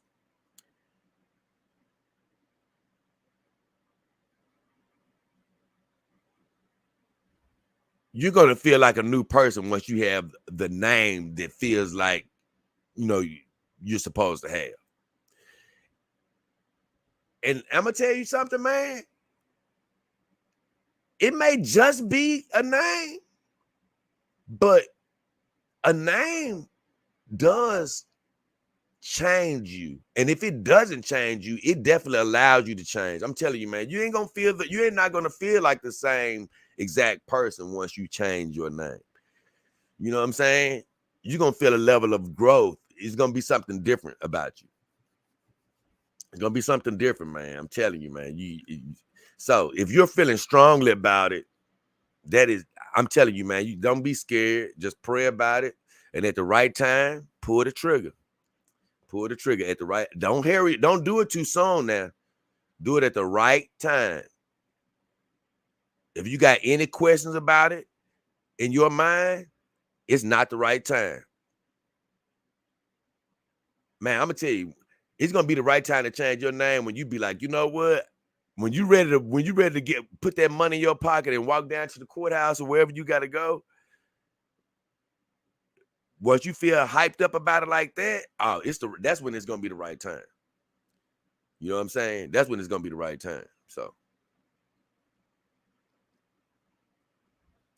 man, I know another thing that had me sleeping before this show. I did get a chance to watch the movie Wife Like, so my review on that is going to be coming up probably next week. So be on the lookout for that. And I'm finna get ready to go into my videos after this. I'm gonna catch up. I got to take a small break. Stingray says, I saw a new heaven and a new earth. For the first heaven and the first earth were passed away, and there was no more sea. Oh, he reading from the Bible. Revelation is true, my brother. Man, you know what I be tripping off about Revelation? Like I say, man, it's a lot that's so true, but it's a lot of things in the Bible, man, that is just left up to interpretation. Sometimes people want their interpretation to be your interpretation. But I know, like I say, even pastors and stuff, they always refer to heaven as a singular place. And even in the Bible, I think people get misled when they read the whole scripture of it's going to be streets paved with gold. They truly believe that it's going to be one singular place of heaven. And man, what I've been coming to get message I've been getting in my spirit is that heaven is more than you could ever believe it to be. It's not a room. You know what I'm saying? Because if you think of heaven as a room, man, you'll think of heaven as boring as I don't know what. I don't care how beautiful a room or whatever a mansion is, you're going to be there not for 20 years or a million years. You're going to be there for eternity, supposedly. And I can take supposedly out of it. And so I think when you're going to be somewhere for eternity, you have to be somewhere that is limitless. And that's truly what I believe heaven is. It's going to be just somewhere where it's just limitless possibilities. Limitless things that you can see, limitless things that you can do. And you'll only be limited by the heaven that you want to see. Because there's some people that think that heaven is small. And that's what it's something I was going to talk about at another time. But I said, you know what? I truly do believe that God is going to reveal to you the heaven that you want to see or that you're believing for. And if you believe that heaven is a room, well, guess what? That may be the only heaven you see. But if you can believe that heaven is a lot more, then God will truly show you the wonders of what heaven truly is. So that's what I say, man. I believe that people will only be limited in their heaven by what's in their heart to believe heaven, really is. If you think it's small, you may not see the same heaven I see. If you think, because like I say, I don't even think that this is just on a whole nother level, because I need to get in my thing. I don't want to get too far off kilter, but I've even thought about love making. I was like, you know what? I don't think that I say it wouldn't surprise me if it's not some form of love making in heaven, some form of love making, in some aspect. You're not going to sell me on it's a greater, even though it's a fleshly world down here, and I know we're thinking with a human mind. We can't think on the level of God. I already accept that. But God did make us. And a lot of the things that we do, he sort of made a mirror image of our world as far as what he has in heaven. And God created love making. So he knows all the pleasures and things of that nature that it brings.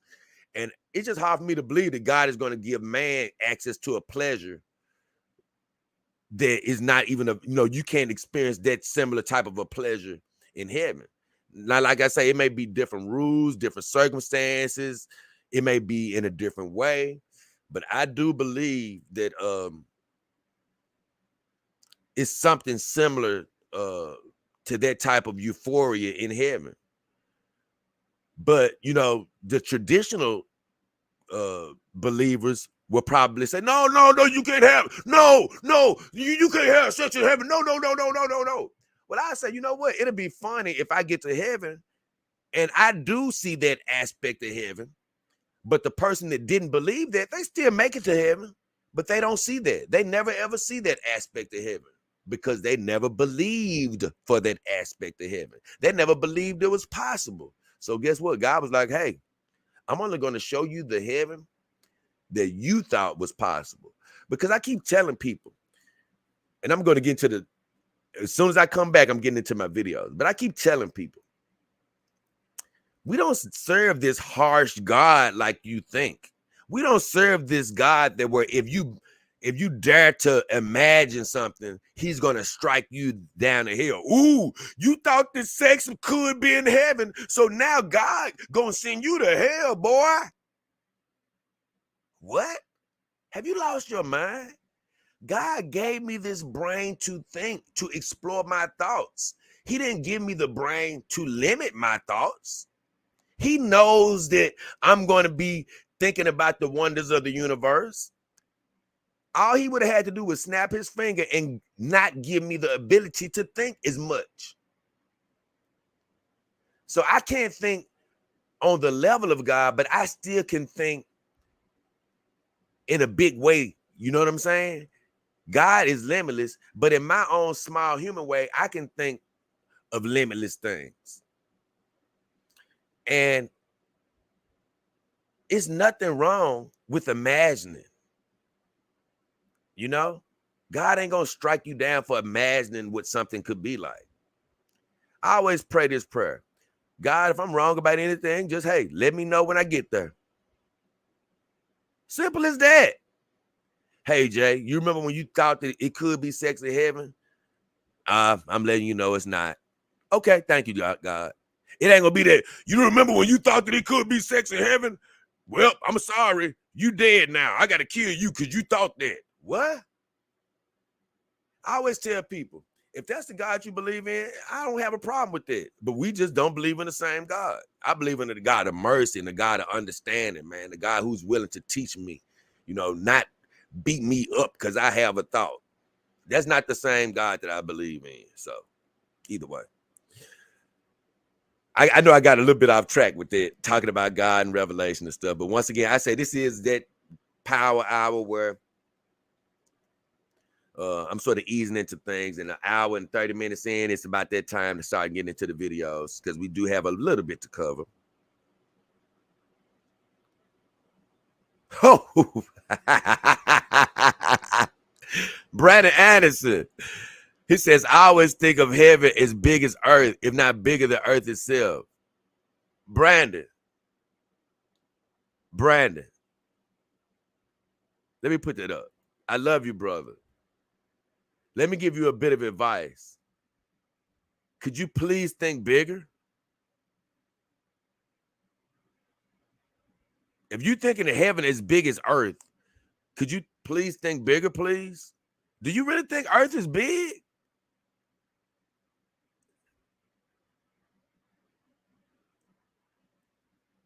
That's what I'm laughing at, Brandon. And I'm not ridiculing it. I'm just saying, you were trying to say it as a compliment, but I'm letting you know, earth isn't big, bro. It's big as compared to a human. But do you realize that in the comparison of the universe, it's nothing? Man, it's only a speck in the Milky Way. Nah, bro, I believe heaven is bigger than bigger than the known universe. I believe heaven is endless. You know what I'm saying? The earth is not even the tip of the iceberg. If heaven is only as big as the earth, then bro, we are all going to be bored for eternity. It's not going to be nothing to do there. I'm gonna tell you something, man. I'm in a place of influence as far as just my channel. And I'm just gonna, so I'm always careful as to what I say. But I just gotta challenge people here, man.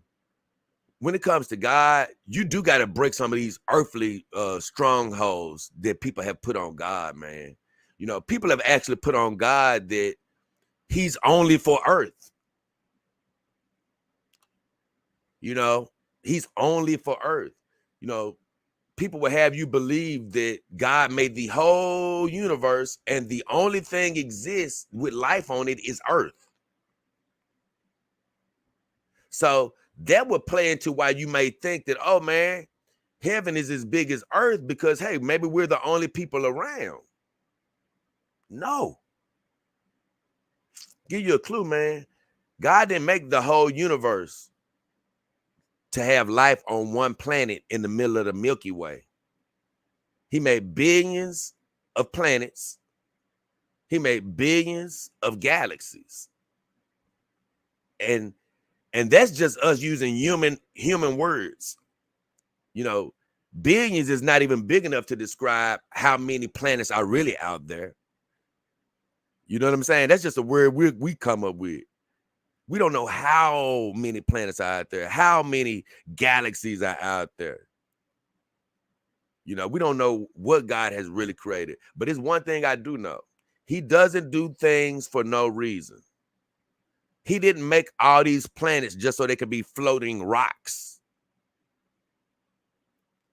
So with that said, he has life all over the universe, my friend. So it's just no telling how big heaven is. It's bigger than any of us can imagine, in my opinion. Okay, now let's see where we are. Because I can't lie, I'm still talking about, I'm going off kilter now. Okay, let's see. Oh, ladies man says, in a lot of media, they show heaven as limitless clouds you're walking on. Stingray says, understanding what heaven can be is truly incomprehensible for us. Oh my God, great statement. It's good to try to comprehend, but it is truly incomprehensible. Ladies man says, when I get to heaven, I want all the angels to be nude and have big breasts like in South Park. Well, you know what, man? I'm not gonna be as lewd quite, even though I don't think that'd be bad for. I mean, that's our natural bodies. I just say this, man. I just keep on thinking, like, you know what? It's just that natural, it's just that human part of you that's saying there's something wrong with sex. Sex really ain't bad. Now, you might be like, what's the use of sex in heaven if they're not reproducing in heaven? But man, we don't know what the hell is really going on. And we don't know. We're not there. We don't know. I know that God calls all his angels his children. We don't know what the hell is going on up there. We don't know what's possible.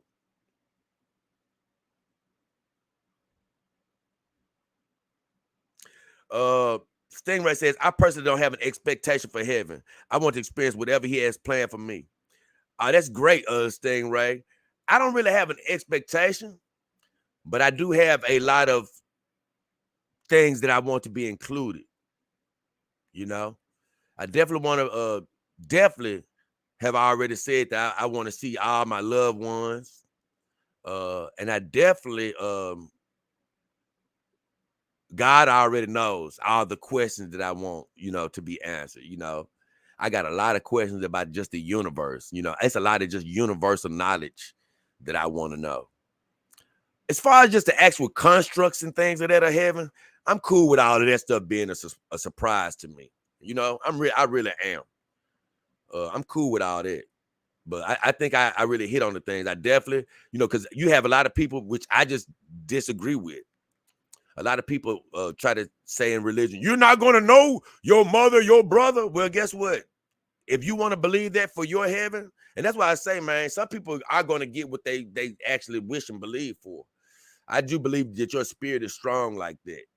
You can blind yourself to certain things because God does give you what you hope and pray for and wish for, and what you believe for, what you have faith for.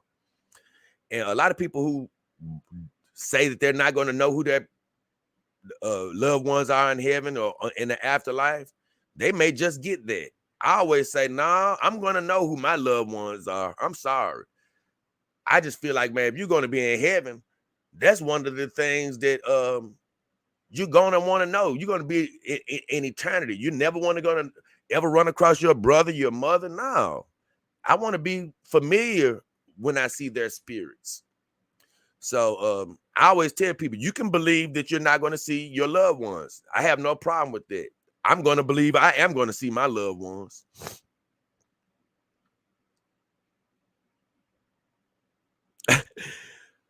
Mazda says, we're 90 minutes into the power hour. Jay, love your commitment. Man, I wasn't even thinking about, look, that's normally how these things go. Thank you, Mazda. Stingray says, man was created in his image. There's no telling what other creation he has in store elsewhere. Exactly. Like they say, they describe all these animal type figures that exist in heaven. And I always say, that's where our animals and pets come from, is because he has representations of those in heaven. I already know.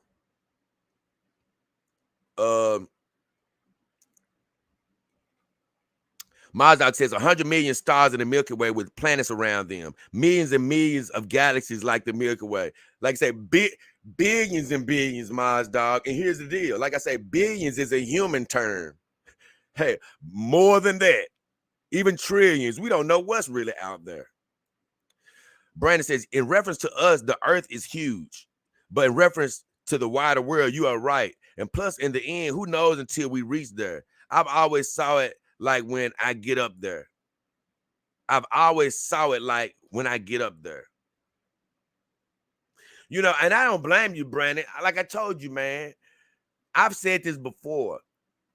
Us as humans, a lot of times we do just try to make sense out of things from what we readily see. So, especially if you haven't broken out of that mode, like I told you, as humans, we actually believe that living 100 years is a long time. Man, she's 60 years old. Man, that dude's 70, 75 years old. Man, he an old man. Do you realize 75 ain't a big number, right, bro? But no, I'm talking about in human years. Take the human years crap out of it, bro. You realize 75 ain't a big number, right, bro? Well, man, it seems like it. Let me give you $75. Are you going to be rich? Are you going to be able to pay many bills? No. Let me give you $300. Are you rich? No. Let me give you $1 million. Now we're getting somewhere. You can take care of yourself for a lifetime if you're smart with $1 million, but it still ain't big time rich. Let me give you 30 million. You can waste 30 million. Let me give you 300 million. Hell, you got lottery winners who done went through $200 million. But that is a bigger number. Now we're talking, 200. And let's just stop at 1 million. Well, guess what? That's a decent amount of money. What if we all live to be 1 million years? Now you're talking. Let's just say it was up to 1,000 years old. Let's just say it was up to 1,000 years old. Man, okay, now you can say you've been around for a while. Man, a lot of people get killed in their 20s or even younger. 20 years ain't no time. Like you say, you double that to 40 years. That ain't 40 summers, winters, falls. That ain't no time. Then you get up to 60, 70, 80. And a lot of people, let's just say you dying around 70 to 80 to 80 years old. People end up dying, and if you're blessed, you can go up to your 90s to 100 years old, or past in some cases, but that's extreme. But for the most part, we're not here that long. And we tend to think in those terms. Man, I can live to be 100 years old. If you do, you still ain't gonna be here that long, bro. That's just human thinking. And I'm just going back. That's why I don't blame you, Brandon Anderson. Man, heaven could be big as the earth. As a kid, you think the earth is gigantic, but it's not. You know what I'm saying? As a kid, you think $100 is a lot. That's why we grow up still thinking that 100 years old is a long time, because as a kid, when you were a little kid, you saw somebody that was 70, 60, 70 years old, and you was like, man, they look old. Look at that person. So you equated that with being here a long time. No, they ain't been here that long, bro. Their body just breaking down. They ain't been here that long now.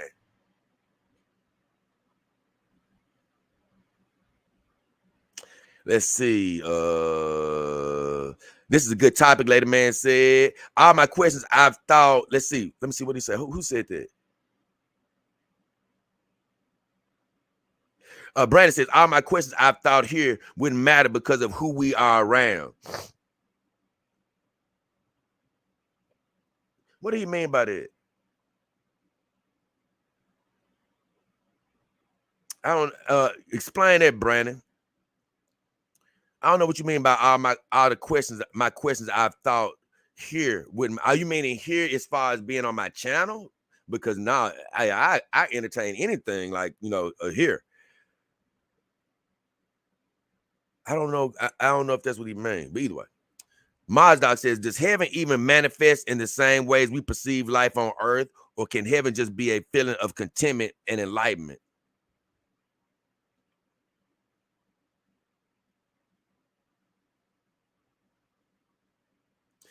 You know what, man? I just say this. In my mind, because, I can't change or tell you how to feel about what you think heaven is. But in my mind, it's something physical. Maybe if it's not fleshly with these fleshly bodies that we have, it's something tangible that can be felt. That's what I truly believe. I believe that we're going to be in some type of a form where we can feel, we can feel that we are somewhere. That's what I do believe. I don't know exactly what form that's going to be. It could be some type of physical light form. It really could be some type of physical light form. But I do believe it's going to be more than just some sort of existing in a mental state type of a thing, to where you're just sort of aware of a certain type of happiness, but you don't truly exist. I truly believe we're going to have some type of a physical form. Like I said, maybe not in this human flesh form, but I don't care if it's like a physical light, but we're going to be, I think, in some sort of a physical form. That's sort of the feeling I get in my spirit.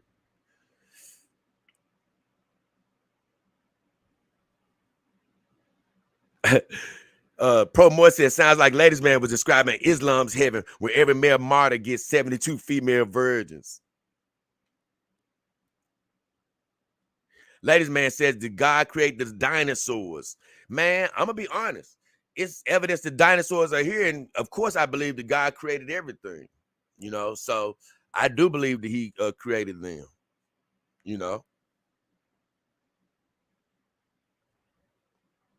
Stingray says, basically what I see, I believe God is creator of everything. I mean, it's crazy because, just to answer your question, Ladies Man, I believe God created the universe, right? Everything that we see and hear. So it'd be hard for him to create the universe without creating the dinosaurs. You see what I'm saying? Being the creator of them.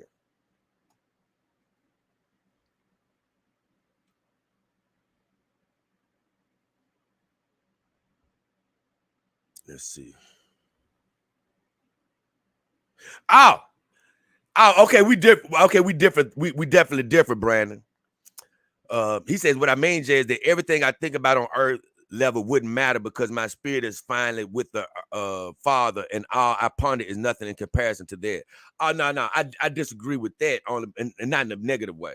But I have a different view of it, only because I feel like everything you're thinking is pulling you closer to Him. Like, to me, that'd be almost like saying that your journey doesn't matter on earth. It'll almost be like saying, hey, the journey, me giving Him the homage and giving Him credit and things of that nature and giving Him acknowledgement. It's almost like saying that, hey, it doesn't matter about you believing in any of that. It really doesn't matter. Once you get on the other side, it's no matter what you believe, it's meaningless. And I don't quite believe that. I believe that this is a beginning of acknowledging who God is here. I do believe how you begin to perceive Him here does carry over to the other side. I do believe that.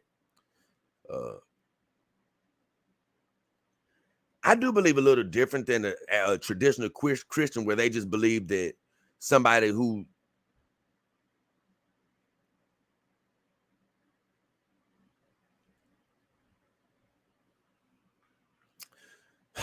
I do believe it's important to at least, man, try to reach out to God here. I do believe that.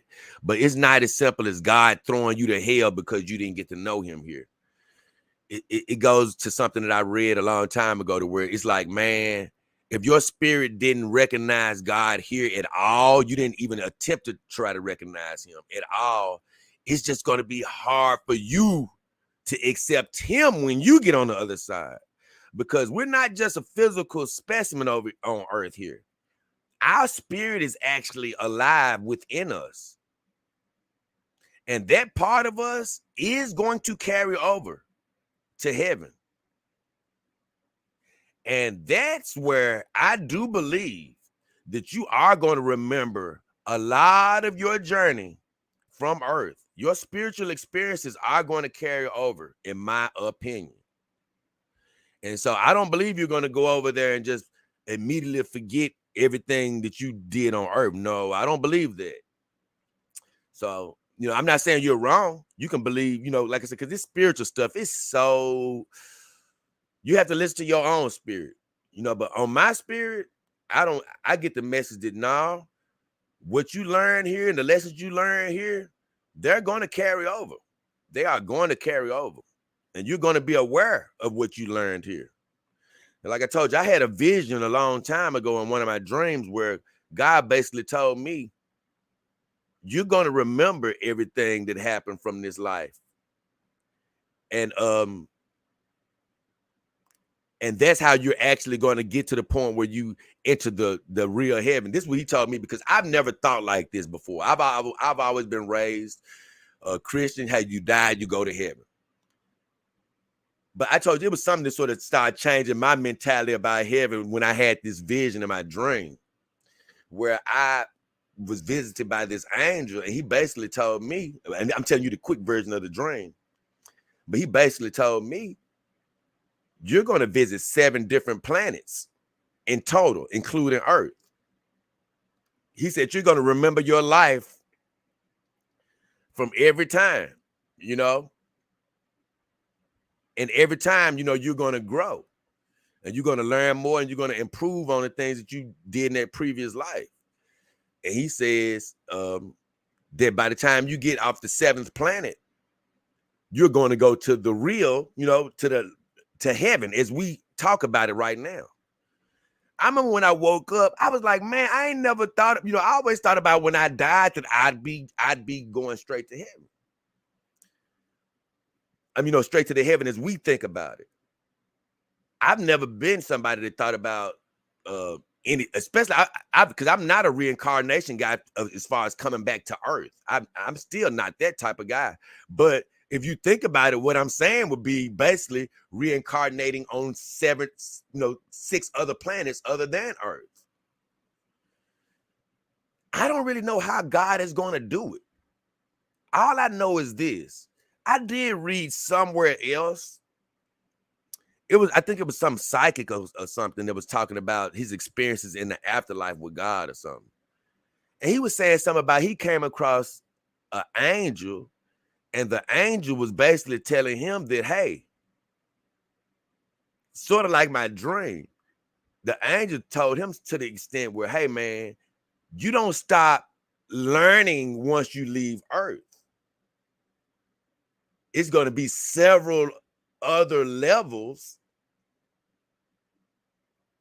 where you're going to go through learning before you actually enter in what we are thinking of as the main heaven. Now that isn't taught, that wasn't taught in my religion, which is Christianity. I wasn't ever taught that. But man, I always say this. You got to listen to your own spirit. But I say this. God is just bigger than we know him to be. He's bigger than what we know him to be. And when I came out of that experience, I said, you know what, God, I don't know exactly what to believe, but I do know one thing what to believe. It's going to be more learning that takes place after we leave here. I believe before we get to that final heaven that we're talking about. And I don't know whether it's going to be through the 7 planets that I talked about or through some type of elevated learning that the angels or whatever take us through. But it is going to be something else. And I do realize another thing, that the consciousness that we have here on Earth, it will be going with you. It will be going with you. And, you know, and from my standpoint, it will be going with you.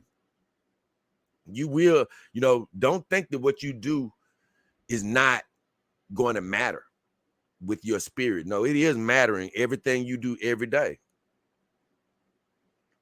Man, I haven't even got to my comments on my videos yet. Ain't that crazy?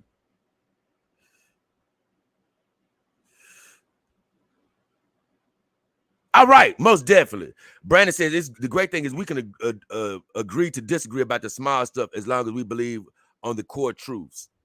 And my thing is like this. It's going to be a lot to.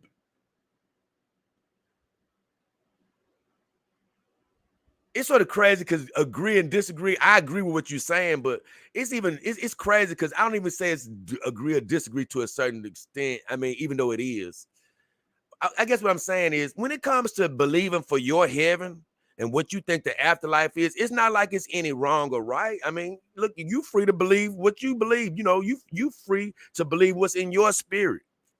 I can't give you any type of messages in your spirit. You know what I'm saying? You got to get that for yourself.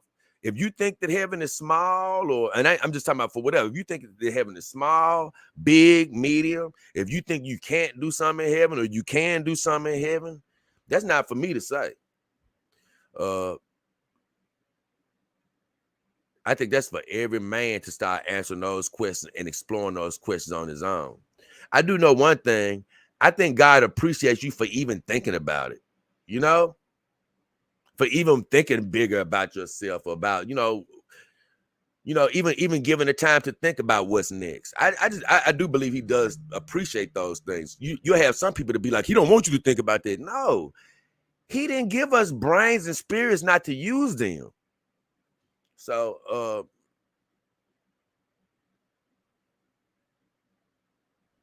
my whole thing is, man, I can only go by what my spirit says, but I'm not in the afterlife. I'm not in heaven right now. So that's the whole thing, Brandon. We don't really know. We can only go by what we feel. We don't know. And I always laugh about that sometimes when people try to get forceful with what they tell you is going to be over there. No, I'm telling you, you ain't finna know this and you ain't finna know that and you ain't finna. Whoa, bro. Last I checked, both of us were still on earth. You can't hope, you don't, you know what I'm saying? Like I said, I'm going by what's in my spirit, but at the same, I ain't God. I didn't make heaven. You know what I'm saying? It does go back to one thing. We will truly know when we get there. But it's fun to think. It's fun to imagine. There ain't nothing wrong with that. Photo says, I think in heaven there are many comfortable chairs for all of our best friends and beloved family members. He said, we've ever known. I love the way you said that. He said, and we can relax in those chairs whenever we feel like it. Oh, that sounds great. I love that, Photon. Good night, Jay Mazdog says, I'm fading. Take care. I'm sorry, guys. Hey, it's early. It's 5 a.m. The truth is, this show, as originally scheduled, should have been ending at about 3 a.m. as opposed to getting started at 3. So however long you guys hung around, I appreciate it. Ladies man says, astronauts say when they look at Earth from space, they feel calm and they think about the bigger picture beyond wars and petty squabbles. Oh, most definitely. Man, when you out there in the quiet of space, I can only imagine that, man. Hey, bro, you're closer to him. Because you know why? You know why? You always get closer to God when you get away from the confusion. And truthfully, you can go out in space if you get into the quiet of a room somewhere, in the quiet of your home, turn off everything and just get in the quiet of your own spirit. Or I feel like, you know what, man?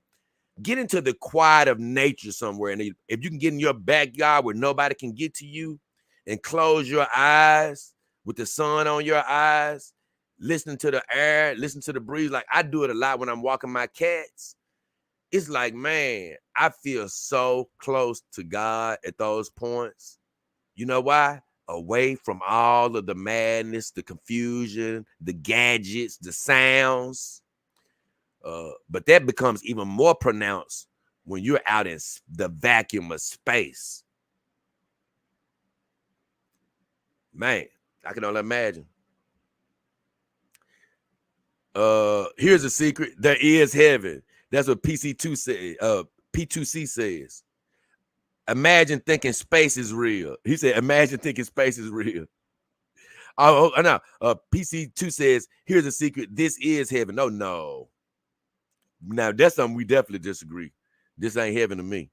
He said, imagine thinking space is real. He laughing. Your own book says Earth is flat. There he goes.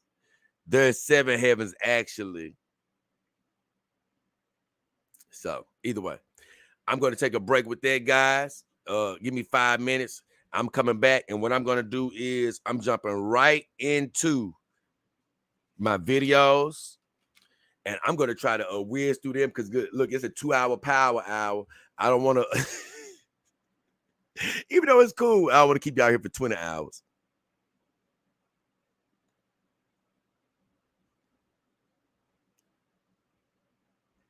Matt Bagley says, close to God. I get that. But I see, well, I call him companion dogs. He said, dogs closer to you.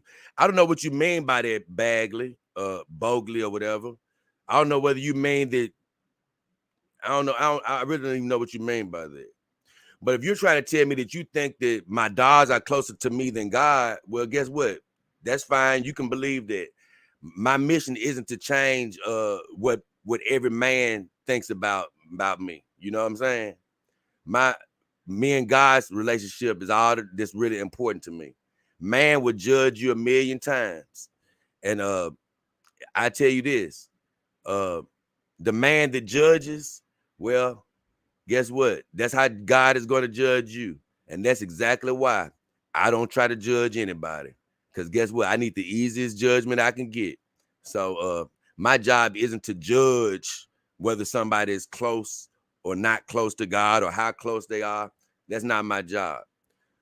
So for people who are trying to gauge how close I am to God or whatever, God bless you. You ain't finna get no argument from me because I have nothing to prove to you. Either way, hold on. I got to take a break.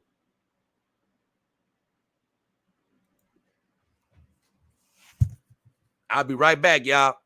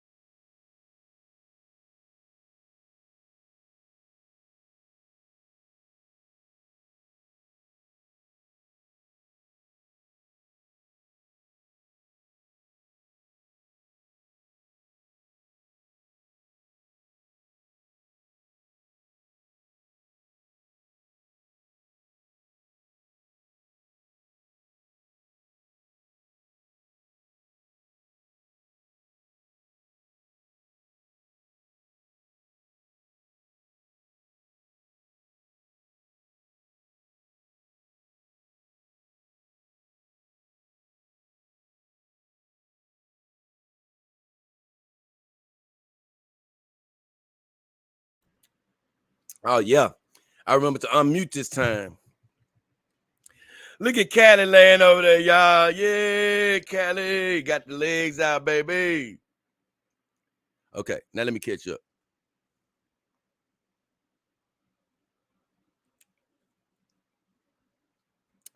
Stingray says, I can listen to you for over 3 days, Jay, man. Glad to hear that, Stingray.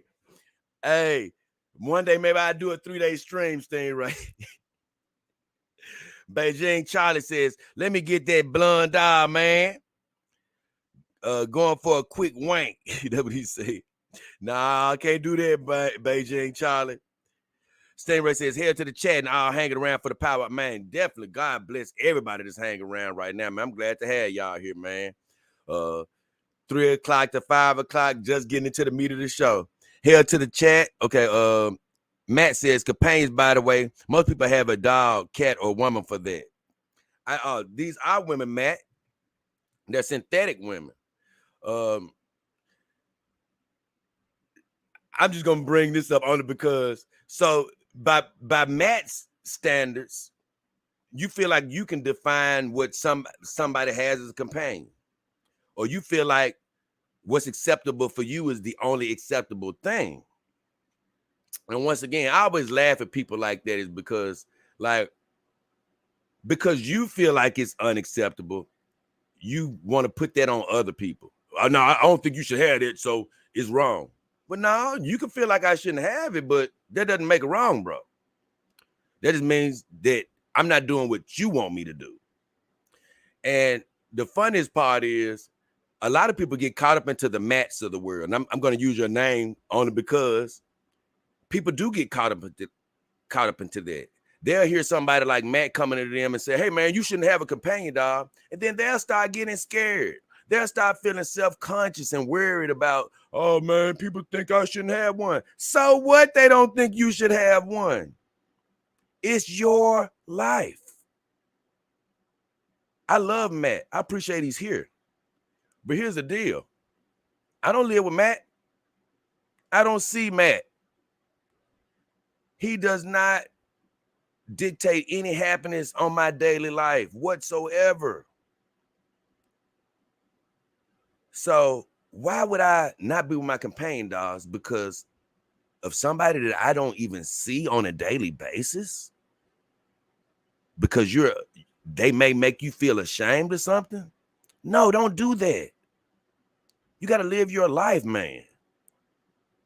You can't be out here living for others. It's always going to be somebody trying to judge you, shame you, tell you what you believe in. Man, you can't believe in God because of this, or you can't believe in God because of that. What? Let me go back to something else he said.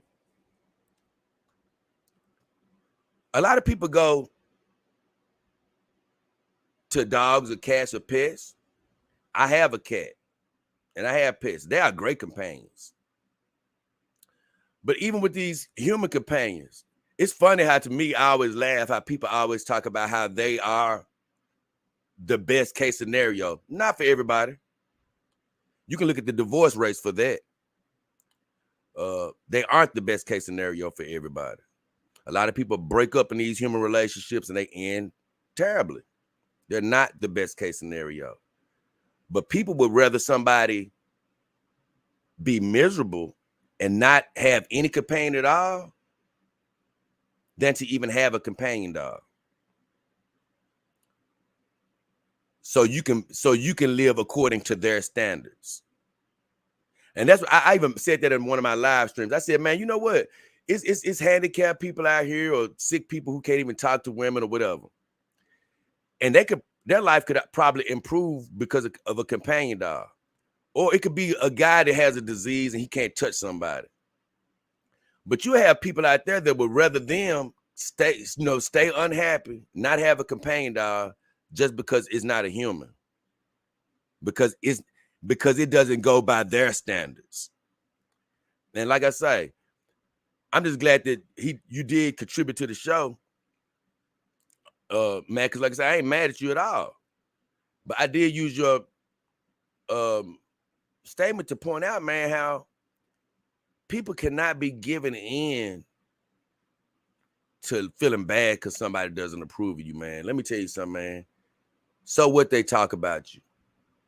So what? I always say this. How God see you? The God love you? Hey, if he love you, keep going. I've even had people say to me, God can't love you because you got a companion dog. Whoa. So now you seeing into God's heart about how he viewing me. You got to be joking. You got to be joking. No, that's not how it go.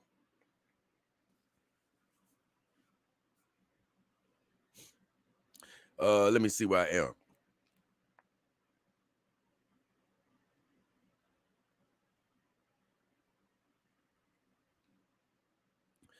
Hey, Brandon said, so where would it have said the earth is flat? He was answering that Bible thing. I didn't even acknowledge it, honestly. I mean, I read it, but I tell you why too. He said, I can't recall anywhere where it mentioned the shape of the earth being in specifics. In Genesis, it said it was written that he called the land earth and the water the sea. I'm gonna be honest, Brandon. I'm gonna keep on. He said, Matt, yeah, while most have a dog or a cat or another person to meet the companionship need, I'm happy for myself to have the dogs in my life. Yeah, see, I'm gonna tell you, I just say this, Brandon. I didn't go to. You can't answer everything. I just say that you can't fight every battle and stuff, you know. So I do try to choose certain things to sort of answer in a constructive way. But it's just so much stuff to get spewed out. It's just like, you know what? Just try to answer the, in the best way you can to keep moving forward. But you know what? Like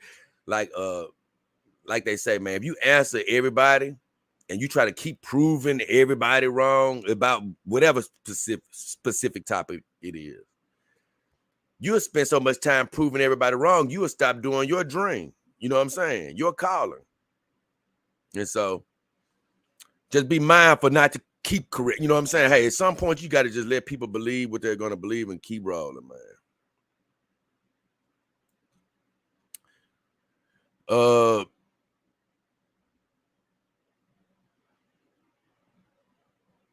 Stingray said that mind seems limited, even objectifying. Austin says, my favorite song is Bon Jovi's It's My Life, because literally it's my life to do what I want. It's my life. I think that's it. I like It's My Life. He says, my family does find the dogs a bit strange or outputting, but again, it's my life to live. I can have $1 or 5. Right. Like I said, man, hey, it ain't just your family. It's gonna always be people that's gonna judge you. It's crazy though. At a certain point in this society, I promise you, man, I may be gone by then, but at a certain point, dogs are going to be so normal. It is going to be ridiculous. You may be looked at a little strange if you don't have a companion dog. I mean, now I see that as being far in the future by the time that mindset takes place. But I do believe, man, it's going to be, it's going to be pretty prevalent to own a companion dog in the future. I believe, let's just say over the next 20 years, it's going to become a lot more popular. But I'm just saying, like, man, I can see like 50 years down the line, man, it's going to be crazy as far as it's going to be a very big part of society. I don't know. I might still be 18 by then.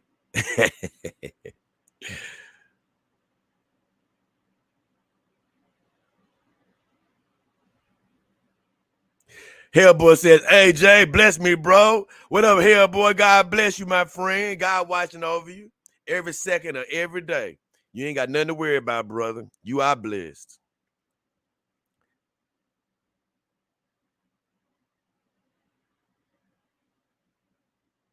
I still ain't got to my comments. Brandon says, yeah, exactly. He said, hold on.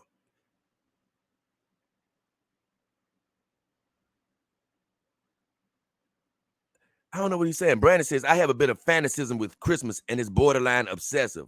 A partner or an animal would in some fashion limit what I can do in the house, but dogs can't limit it. Let me tell you something, man. Like I told you, I don't ever try to market this. And I was looking at the game, my bad. It's a game on TV. But I don't ever try to market this game is the only solution. I try to market the dog game as an alternative, man. It's not for everybody exclusively, right? It's some people that's just going to be better off with just a human relationship. It's going to be some people that like this life exclusively better, meaning just dogs in their life. It's going to be some people that incorporate the human life, girlfriends and the dogs, whatever's going on. So it's going to be all different levels of it. None of it is wrong. It's just alternatives. It's just alternatives. But I do believe that it's definitely going to grow. It's definitely going to grow in the future as far as just people being actually exclusive with the dogs. But I say this. One thing I say is just to go with what Brandon was saying about the dogs can't limit what he can do on Christmas is it just gets a point to the dogs where, man, if you really love this lifestyle, you're going to be loving things like Brandon Anderson is talking about, because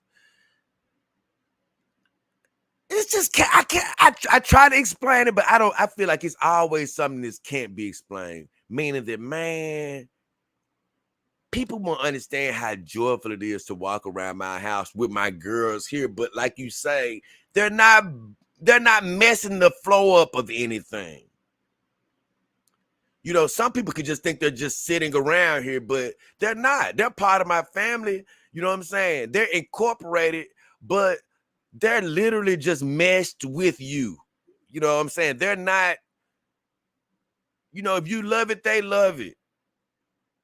And, you know, some people could say, hey, that's the beauty of the human relationship, is having somebody to disagree with you. And I'm saying, hey, it is beauty to that. It's not, it is beauty to not knowing some things with the human relationship. It's like I said, but it's beauty to both things.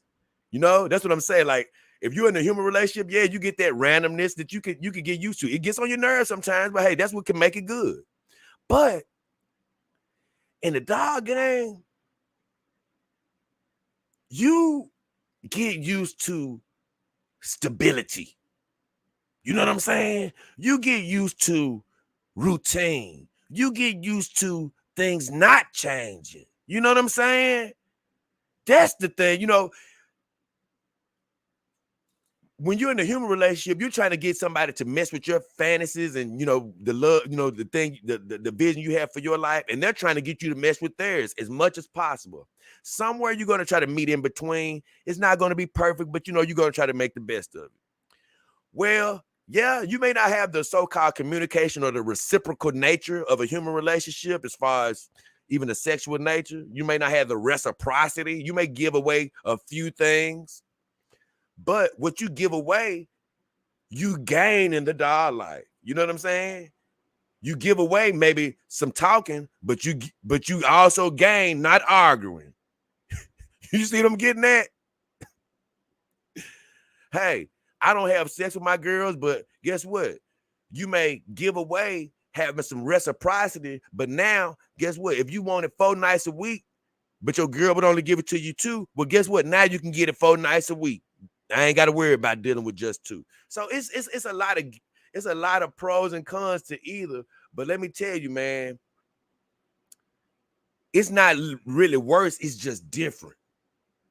And so that's what I'm saying. If you really start to gravitate to some of the things in the dog life, I'm gonna let you know, man. Like me, I can see sniffing some great vagina and getting some good human vagina, and, you know, actually interacting with a girl sometimes, a human woman sometimes. I'm not saying I can't, but man, what I can't see is leaving the dog life, because it's my best life. You know what I'm saying? It's girls that it's human women that I didn't work out with, where I literally was like, man, at the time, man, my life is over, man. I ain't make it with her. Man, what? I didn't make it. My mama tell you, if I had known that my true happiness of the dog life was waiting for me, I would have been happy those relationships didn't make it, because I'm nowhere near as happy.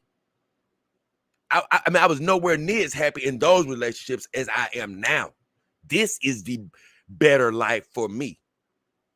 Now, like I say, if I was to get some human vagina on the side, that may be, I'll talk about that later, but that may be optimal for me since I don't make love to my girls. But I don't really wake up even missing it, because I, like I say, take care of myself, and I don't think about that aspect of my life no more. I'm just with my girls after that. But this is the best life.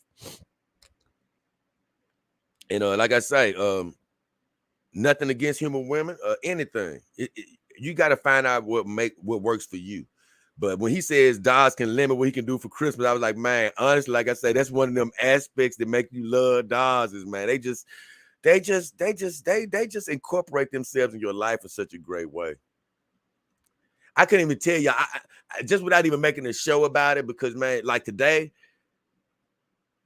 sometimes what I really appreciate about the dog game is like I be like, man, when I turn the cameras off or whatever, and I'm with the girls by myself, I be talking to my girls. I be like, man, they don't really even understand how y'all are really a part of my life. You know what I'm saying? Like Callie, when I was walking out of the room earlier, I rubbed her face really, really softly and rubbed her hair really softly. And I was just like, gave her a little soft hug and was just like, man, I just love I don't, they ain't just sitting here just to be sitting here. I interact with them. I get them little light kisses and I say little things to them and stuff like that. I take care of them. I don't just treat them like they're a piece of, furniture or something. But like I say, man, this life is amazing. It just depends on, man. Like I say, it's nothing wrong with the human thing, but man, I'm telling you, this life can be amazing. It really can.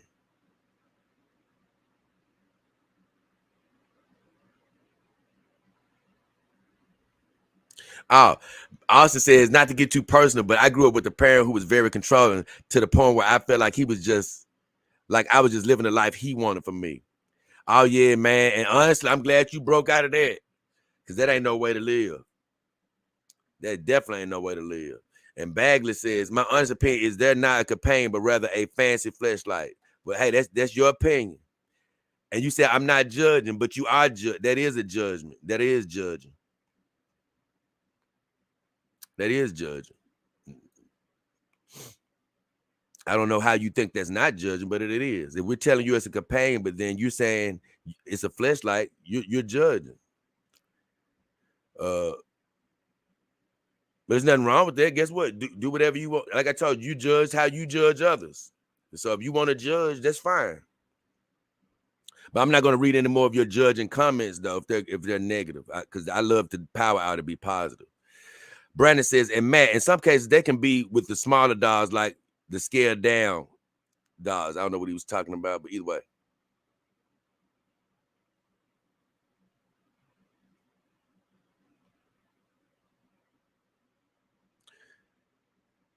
Right, and that's what me and you are different, Austin. You said you agree in some respects, and I don't agree because of what you said. You basically said the exact same thing. People can bond with things, man, and it's not on somebody else to tell them what's acceptable for them to bond with. You know what I'm saying? It's crazy, like you say. It's kids, just like you say. People have pets, and they'll have their toys and their animals and things of that nature. And it's just fine to have your stuffed animal and it be your friend. But as soon as you get to a certain age, they don't want you to imagine anymore. And they start telling you, oh, it's crazy to have an imagination. No, it's not. It's not crazy to have an imagination. As long as you're still based in reality, it's not crazy to have an imagination. It's good to have an imagination. That's what makes the world a better place.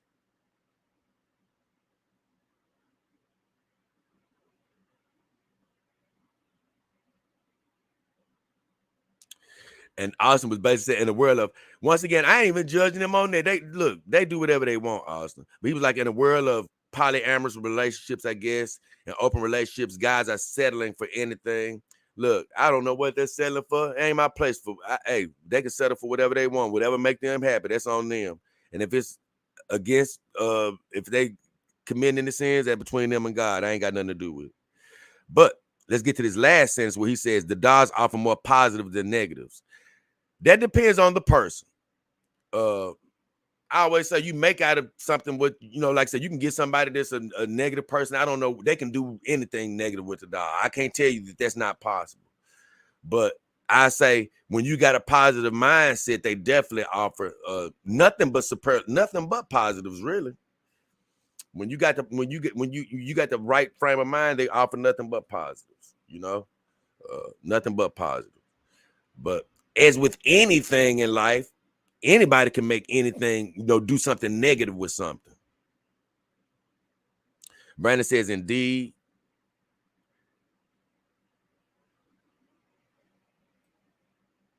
And Bagley says they're virgins. Yes, my girls are virgins, Matt. My girls are virgins.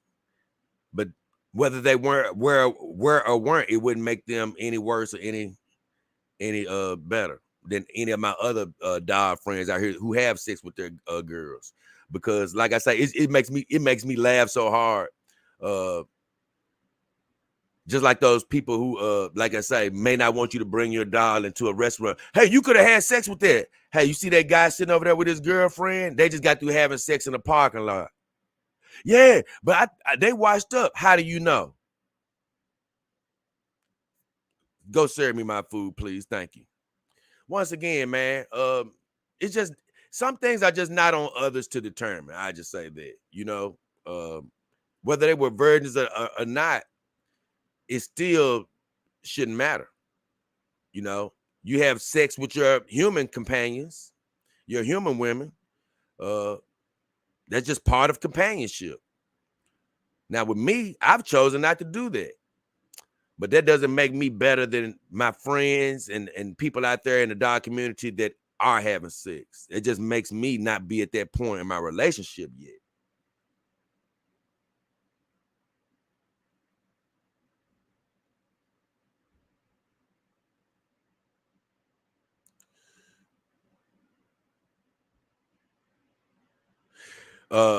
Stingray says, finding that balance with my girlfriend is bliss. Our differences are what makes our similarities even greater.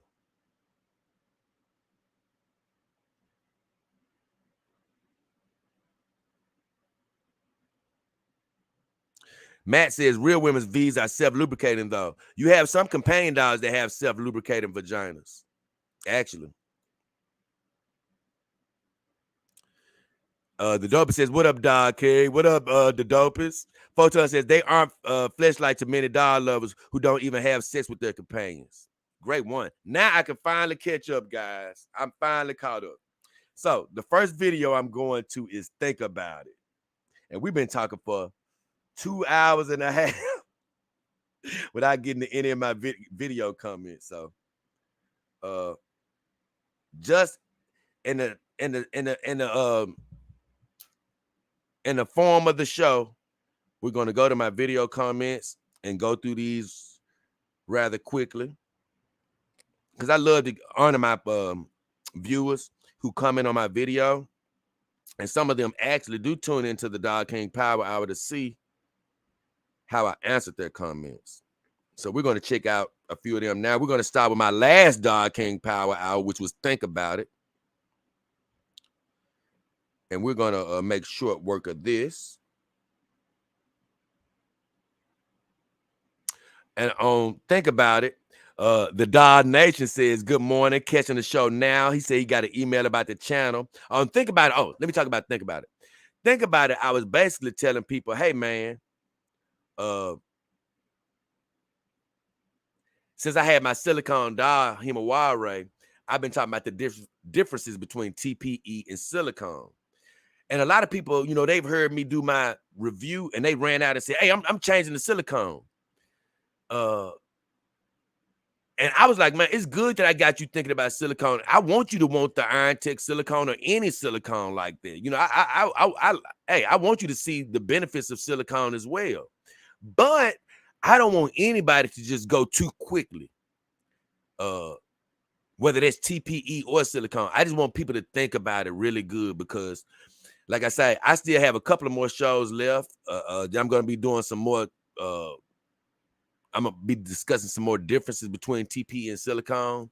And I was like, hey, it's after owning the dolls myself for a while, I'm sure each silicone doll is still made a little different depending on the manufacturer.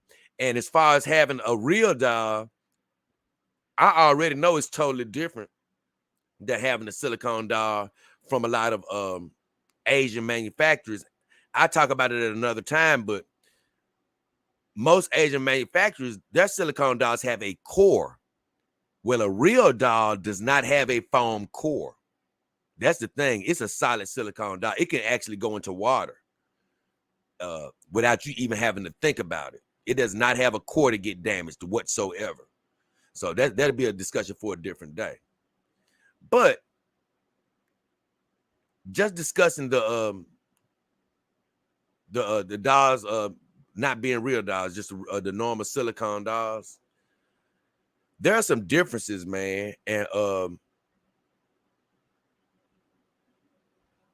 you could literally get a silicone doll, and you may be saying to yourself, like, man, I should have got it. You know, you could be the guy that just gravitates towards TPE a little bit more, even if the silicone looks better.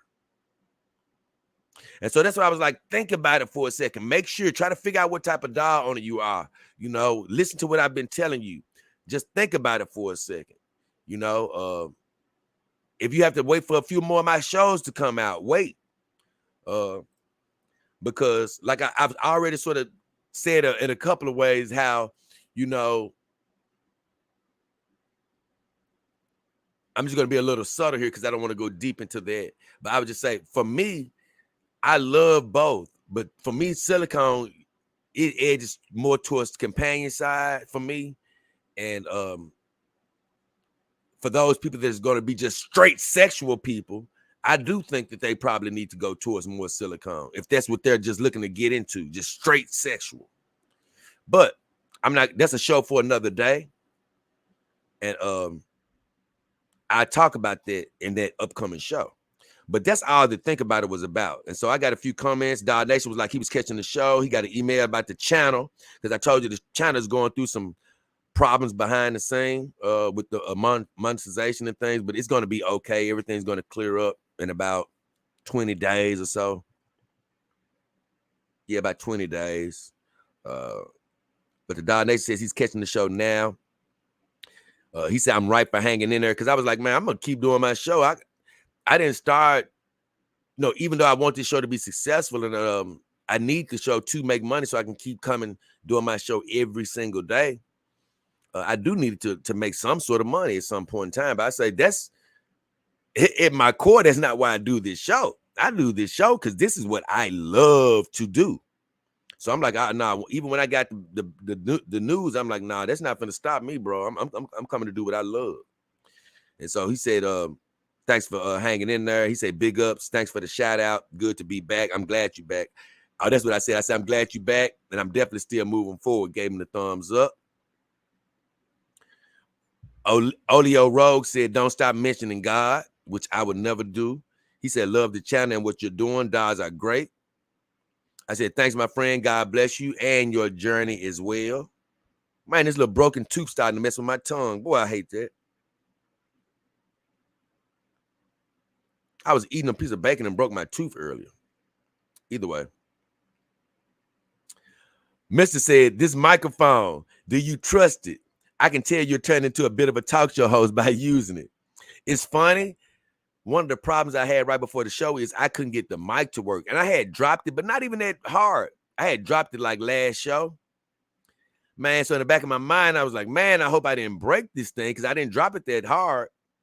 But I got it to start at the last second. So I do love this little mic. It's not the big, super expensive mics that all the other streamers have. It's what I could afford. But I'm going to tell you something. It packs a punch. It gets the job done. I actually love it. And I do really like it.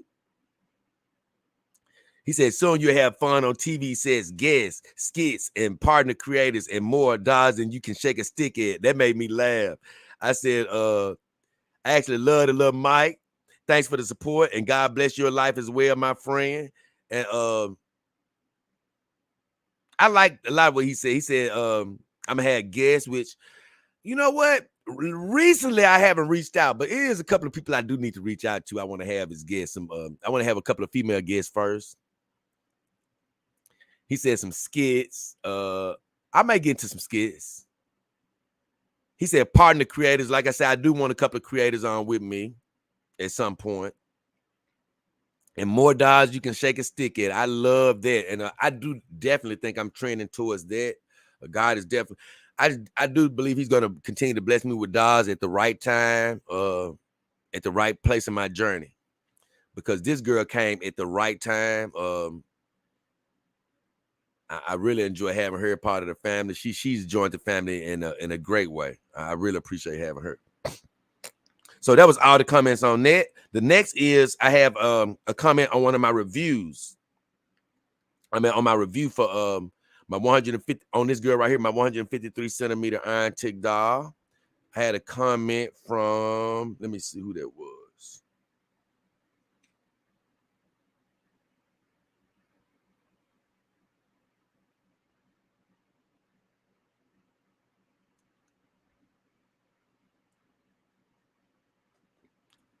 It was Redmond. And Redmond said he loved this. Basically, he said he loved the he did love the he loved the review I did on Himawari, the Iron Tick Doll. So thank you, Redmond, for saying that. I saw another comment, but it didn't show up. That's what I was actually looking for just then. I didn't see it. I don't know why it didn't show up. Because here you go right here. It showed up a little later. A guy named Harvest B asked me, he said, can you put a link of the doll, basically her, in the video, basically? And I told him, I said, I have the vendor links in my video, basically, and that's what I have. I have vendor links to companion doll companies, companion doll vendors, all reputable, and all of those vendors sell Iron Tick doll, every one of them. So you can always go to my vendors in my links to their video. To my videos. I have the descriptions and all. Hold on, let me slow down. I have the vendor links and all the descriptions of my videos, so you can always go there to look for a companion doll, and especially an Iron Tick doll. Also, on the video, I did leave Iron Tick Doll's website on that video, and recently I think I did an update on Iron Tick Doll where I left their website in the description of that video, so you can go straight through Iron Tick Doll's website, and you can find out all the ways that they suggest you can get an Iron Tick doll as well. But I would rather you go through my vendors. That would actually help the show out. But I told him, I said, I have the vendor links in the description of my video. I said, look up their silicone dolls. You know, go to one of the vendors, look up their silicone dolls for Iron Tick and search for the Cinderella model. And you'll find the doll that I actually got, the 153 centimeter Cinderella model. That's what I got. I said, you can get her in different body types. Like you can get the 165 or shorter or whatever. But it's not going to be the same body type as Himawari. Himawari is a 153 centimeter silicone. And I'm sorry, but just in my opinion, that's the finest silicone body Iron Tick has. Oh my God. It is curvaceous to the nth degree. And that's what I said. You can also check out their home site, irontickdoll.com. You can check out their home site. And you can find out all the ways that they say you can search for their product. Next is, I got a comment from a guy named David Chunko. He didn't comment it before. He's commented on my video, companion doll owners don't need sex. And he said, best video, brother. I totally agree with you 100%. These dolls, he said, with these dolls, you can let your imagination run wild. You can buy clothes for them. The possibilities are endless. He said they will always be there for you when you come home. He said they're great in bed. Trust me, because I haven't had sex with them. He said I've climaxed a few times. They just feel amazing. You can have sex with them as much as you want, anytime you want. They will never say no. Or you can just have them for companionship, just to have somebody to come home to and after work and cuddle with. He said, I buy my dog. Now, this is the part where I didn't even say anything to him about this, but I hated that he said this. I was with him. I was like, oh, I love everything he's saying until he got to this. He said, I buy my dolls off eBay. I've told you guys, I don't suggest that these are black market dolls. They're poorly made dolls. They're so cheap. I had a guy, I love him. He bragged to me about getting the eBay doll, and literally about 3 weeks later, he said, man, her back snapped. And I said, that's why I told people not to get those. I was like, hey, man, I was telling you not to do that. He was like, yeah, but I couldn't afford the more expensive doll. I said, yeah, but by the time the doll's back snapped like yours, you've wasted your money. You'd have been better off just saving it, getting the more reliable doll. And that's what hurts my. I hated that for him. But he says, I buy my dolls off eBay. He said they're not the best you can, and you can't customize them, but they're cheap. And the sellers will send you pics of your doll ordering and answering your questions. That don't mean a damn thing. Because they send you a picture of your doll doesn't mean that they're changing the fact that they're not a good quality doll. I didn't tell him any of this because I'm like, I'm getting a bit exhausted. I don't want to, because I think he knows that I don't approve of it being from eBay. But what can you do? I can't force somebody to spend their money a certain way. I can only give you good advice. But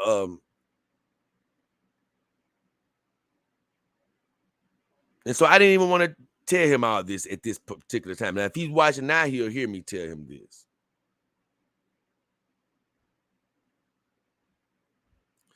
But like I say, man, these dolls aren't furniture. It's cool to go on a more of a budget. Hey, if you need to go on a budget, get a Kimber doll, or you can get maybe a silly doll. That's still a great doll, but it's still closer to the beginning edge of dolls, depending on which one you get, because you can get an expensive silly doll. But and I mean silly, SILI, a silly doll. Or get a Kimber doll. You can't customize a Kimber doll, but at least they're reliable, they're good, they're a reliable brand. But eBay, you don't want to mess around with them. And you getting these jobs that's super cheap. Don't treat them like furniture, even though you may want to get in the doll game at a lesser price. Like I say, come with Kimber or Silly. They're a lower price than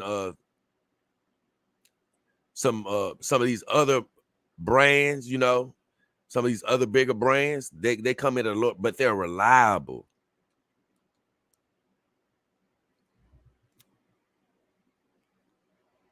He goes on to say, he says, I ordered a large doll, a large breasted doll off eBay for $320. Let me tell you something, bro. $320? Man, you don't ever want to buy any doll that's that cheap. I'm gonna let you know something. If it is a TPE doll, something is wrong.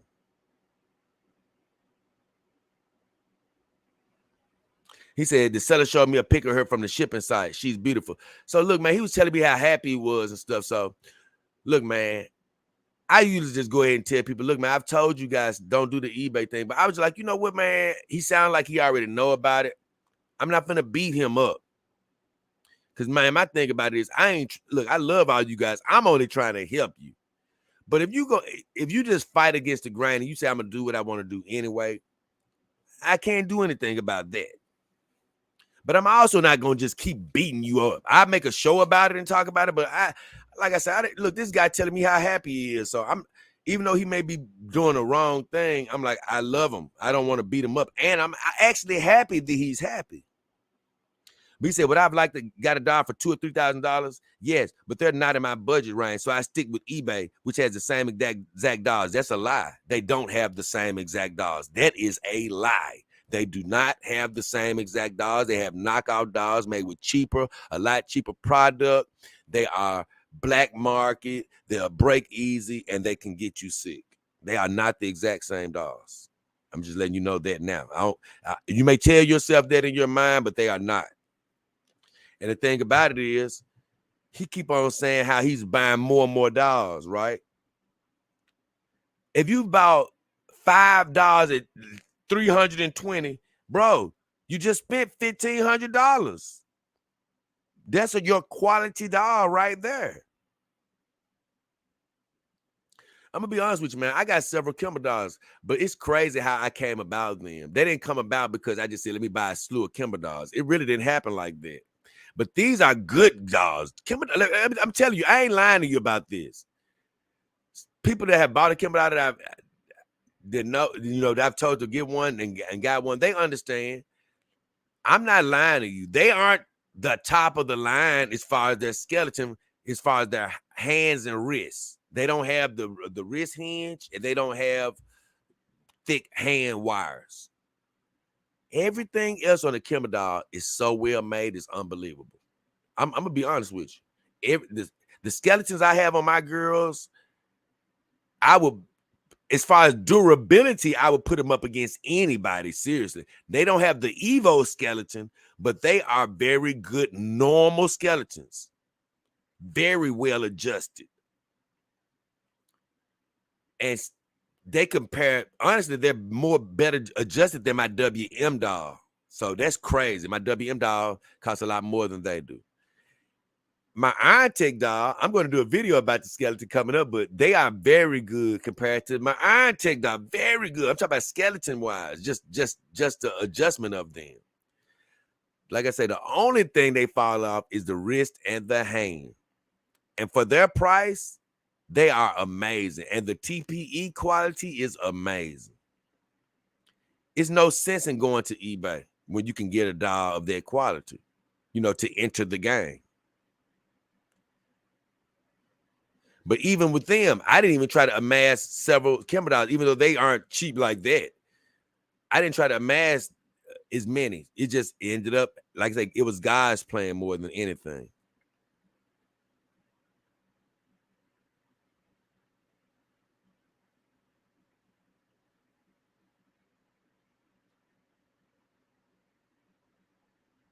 He said, he started bringing up some other websites. He said they're cheaper, but they work for me, J-Dog King Heflin. And he said, I love your videos. You're a great inspiration to a guy like me who's been hurt, lied to, cheated on, used and abused. You are my rock, man. Love you, brother. And here's the part where, I love this guy, I love all my viewers. It's crazy. This is the part of my channel where I sort of love it. I don't hate anything. But just imagine this now. I got you guys watching me, and some of you guys really love me. You think I ever like saying anything to the contrary? You know what I'm saying? This is a guy who watches the show a lot. I love this guy, but it's my job to just be a tough love sometime. And I got to tell you, what the truth is. So if he's watching this, hey, I love you too, bro. But you see, if he watches my videos, he already know what I've said about the eBay stuff. My whole thing about the eBay is anybody can get an eBay doll or two before you've seen my channel. But man, once you get a hold of my channel and you know that I've told you, okay, bro, look, stay away from that. It's not worth it. All money, everything, you know what I'm saying? Everything is not worth your money. You gotta put your money to something that's worth it. So after you've seen me tell you that, now it's time for you to be like, okay, man, I got to do a little bit better now. Not for status, not to show out, not to say, ooh, look, I got a WM or Iron Tech or Piper. Look what I got now. It ain't for you to show out. It's for you to have a better product. It's for that companion doll to be a better quality, not to get you sick or something crazy down the line. You just don't know what, like I say, you'll be surprised at these non-regulations that these companies use that are outside the major brands, So it's just one of them things, man. I'm only telling you this because I care about you, not because I want to break you down, because I don't. And honestly, like I say, I have said the stuff about eBay so much, I didn't even mention it here. This is what I said. I said, God bless you, friend. I'm glad you found happiness in the doll life. It's a life that a person has to experience to truly understand how great it is. I said, have a good one. Now, I didn't even say anything about the eBay stuff because you know what? I already sort of heard in his voice. He's heard me say it before. No need for me to even beat a dead horse. Ooh, James Ellis say this one. Hold on. Oh, okay. That's all. That's all. Okay, I'm done with it. Let me check back in with y'all, man. I don't want to get too carried away. Oh no, I gotta catch up. I gotta give y'all a little bit more of a break. Hold on. I gotta go to a nice outfit. because we do got to make a little headway.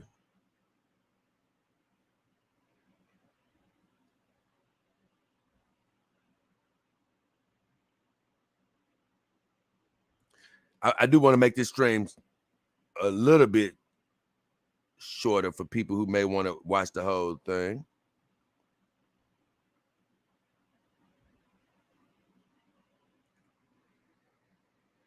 Okay, I came up with a nice outfit. Where is that at?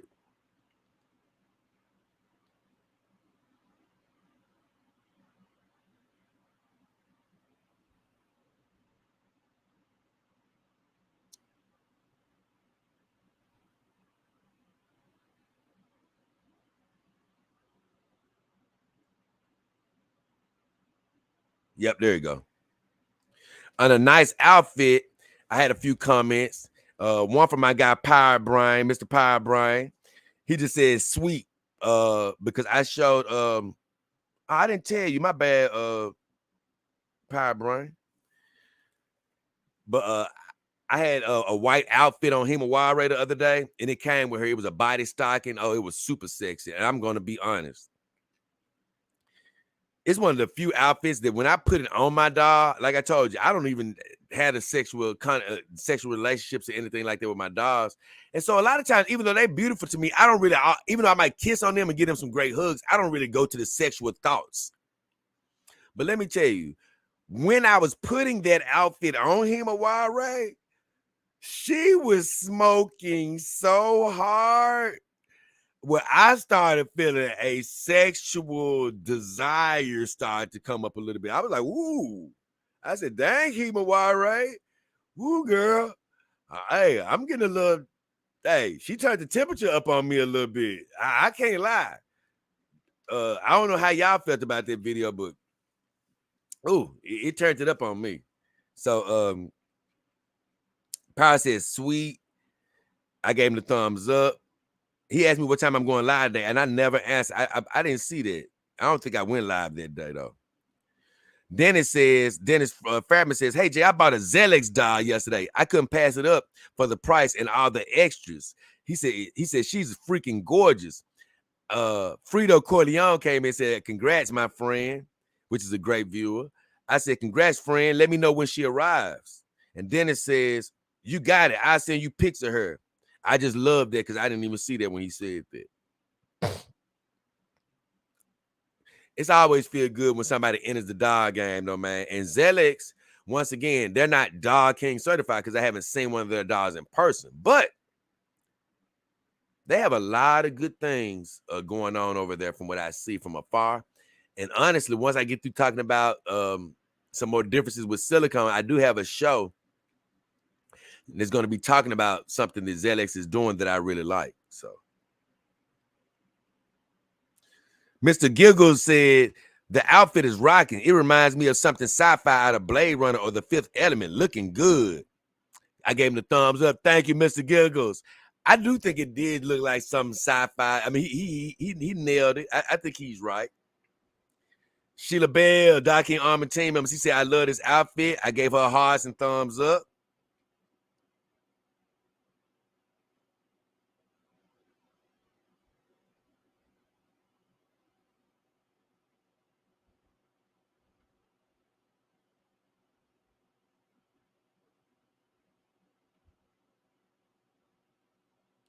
Frito Corleone said, it's the simple things in life that makes us happy. He's so right. He's so right.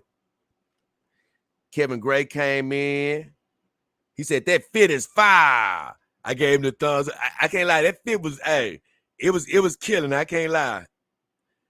And Brent Olsen said, best dog. Where can I see more of your beautiful 153 centimeter? I say, I have several videos featuring the beautiful Himawari for you to check out. Brett Olsen says, Jada, not enough. I don't understand how the 153 is the most popular body on the market. Very few out in the wild. I didn't see that comment.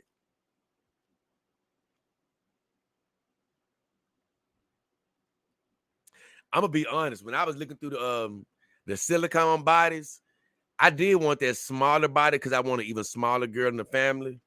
But man, that 153 centimeter, it was the body for me. Some guys go for the bigger bodies, but for me, this 153 centimeter, it didn't get any better. With all the curves it had, I said, that's the body for me. So that was it for that.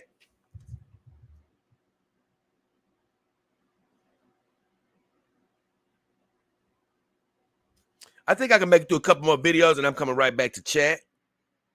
I want to go to Worth Her Weight in Gold. That was a video where I was talking about Saima. I did another show a long time ago talking about, it was something where I said something about, I said more to love. Yeah. I was talking about how, you know what? Even though I talk about big girls, being heavy and hard on the back, and I always try to warn people because they look at these big booties and they don't understand how heavy these girls really are. But I did say, if you do manage to get your girl in the bed or wherever you move her around, you gonna love hugging on her. I'm sorry. Now, that's one thing you are gonna love about a big girl. So, Worth Her Weight in Gold, I was sort of talking about that again. I said, you know what? She heavy, and I just took her to the back recently to take some pressure off her body because she's so heavy. Sometimes even with the memory foam, you don't want to sit her down for too long. I took her to the back and she was heavy as hell, but I'm gonna tell you, whenever you get to hugging on her and sleeping with your thick girl, for that moment, she gonna be worth every penny you pay for her because man, they feel amazing. I can't lie. Woo. So that's what that video was about. Worth Her Weight in Gold. I was talking about Saima. So let me see what happened. Okay. Brandon Diab says, hey, I gave him the thumbs up. Brandon Anderson says, Himaware, psych. Yeah, because in that video, I was going through all the girls and I came to Himaware, but then I went back to Saima, sort of psyching the crowd out. He said, Himaware, psych. He said, yeah. He said, glad each of the girls are fitting their own niche in your life, Jay, and melting together in a terrific dynamic. And I said, thanks, friend. They definitely all have a role. And what's so funny about that is my recent video was 3 girls with 3 different roles because he didn't know this, but I was getting ready to drop that show. And I only had 3 girls in the bed at the time. And that was the perfect combination at the time because I was like, you know what? I'm experiencing all 3 of their personalities at the apex. Because Callie was there, which she's here now. She's just my number one girl in all aspects, and she's my emotional support. Like I said, all my emotions, I really, I love all my girls, but she's the one that I truly have the main emotions tied up in. But then Saima, even though I love all of them, Saima, I love hugging on her the most. But Himaware, she looks so real. I just love having her next to me the most as a companion. So all of them have their role. And recently, I brought the other girls out of the room because I was like, you know what? And I'm going to do another video about how I have all of them out in the room, too.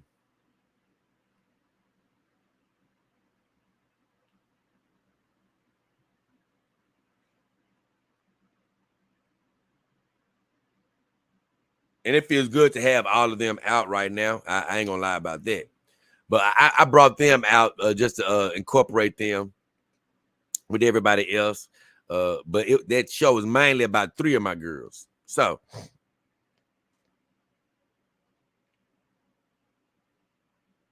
my fault. I reverted. I started talking about, I don't know how I did that. Yeah, I did. Yeah, I do.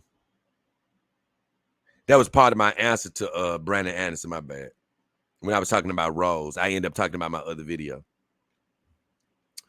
But either way, Kevin Gray says the girls are looking great. Good to see them all hanging out together. I said, it's been cool having them all out. And see, I'm going to go through these videos pretty quick. Mr. Giggle says, thank you for showing off the girls. I'm waiting for your video on Saima Renee Uzumaki after this video.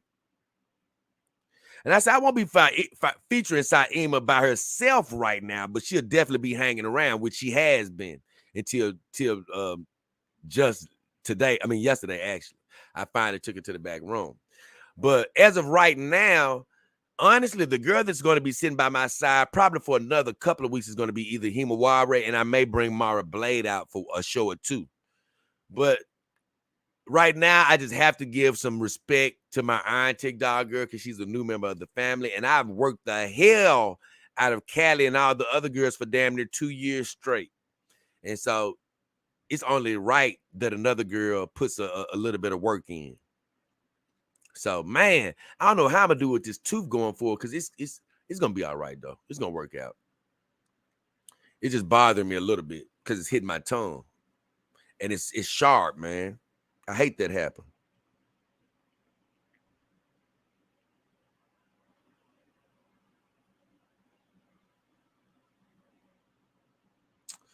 But like I say, none of my girls are going to be featured for the next couple of weeks at least. It's going to be him or Wire. And that was it. So that's why I say it's going to be quick. Then we go to 3 levels. I might as well go to 3 levels right quick because I'm coming back. If you're in the chat, I know it's probably been 15 to 20 minutes or so, but I'm coming right back there and I'm going to pick up where I left off. But this is just something that needs to be done. We got to work our way through this.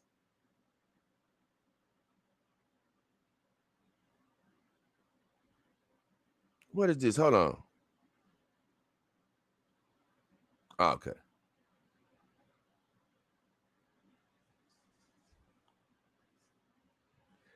They getting mad. My cat's getting mad. They ready to eat. Okay, I got a video on my on 3 levels of companion dogs that I did a while back, about a week or so ago. YouTuber in Canada says, great video. He said, I seen a few of your vids with Callie's son and Tsunade Star, and I just ordered a Kimber doll on September 27th. I was wondering about her clothing size. And what do you, he said, I was wondering about her clothing size and what do you do about her foot size?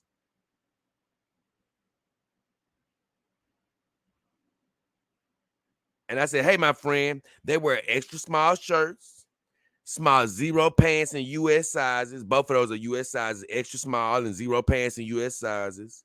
And I said, in their shoes, they wear about 5.5 to a 6. Really, they wear a 5.5, but you can put a 6 on them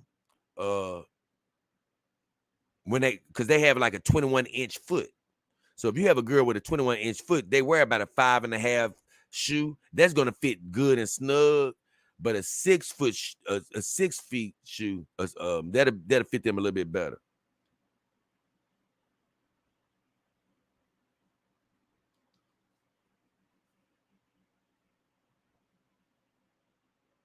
I mean 10 foot, but you know they wear a size 10. That's what I mean. You know, size 6 shoe, not 6 foot.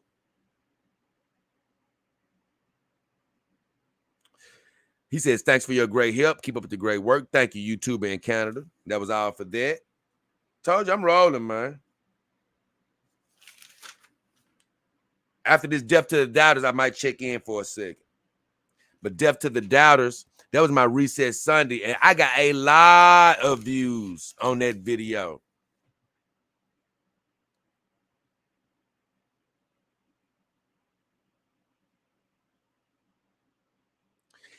Man, I got so many views. And I was like, man, normally Reset Sundays, it's a very polarizing show. Because it's a show meant to give people good wishes for the upcoming week.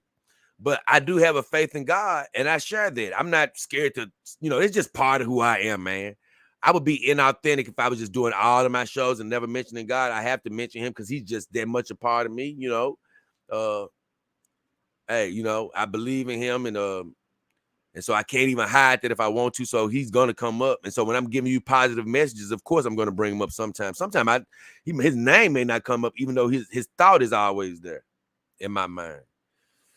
But it's a polarizing show. Some people love it. Some people don't tune in. Hey, I always say tune into what you love, whichever type of shows I do. But this one was getting so many views, it did strike me as like, what's going on here? And I didn't know what was happening. So I'm going to read the comments and I'll let you know what happened. So first comment, Kevin Gray says, keep grinding and believing. Great message, JDKH, because death to the doubters, it was basically a short message of saying, hey, whenever you believe, whenever you have a dream in your heart, it's going to be people, I'm talking about, it could be your friends, family, whoever. It's going to be people that's going to not believe you, not believe in you. They're going to say you crazy. Well, I was basically saying you can't give in to that. You got to, be deaf to the negative and keep going for what you believe in. And Kevin said, keep grinding and believing. I said, thank you. Olio Rogue says, beautiful. I gave him a thumbs up. Power Brain says, it's today Sunday. Laugh my butt off. And I say, the day I always begin in the dark, because it was like 12:15 that it came out Sunday morning.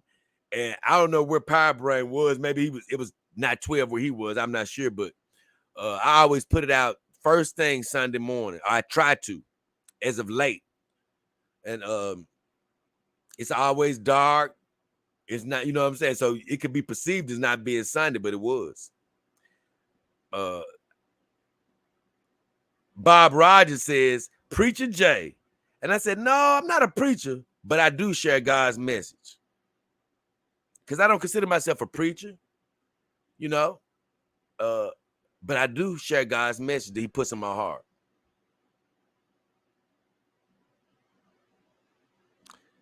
Then a guy named Mastos Officials come in, and I didn't know what he was saying. He said, Que vienes de la part de Joica. And he laughing.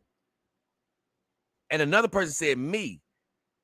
And I didn't like this comment or nothing at first. I didn't know what he was saying. Then somebody else came in and said, Moy.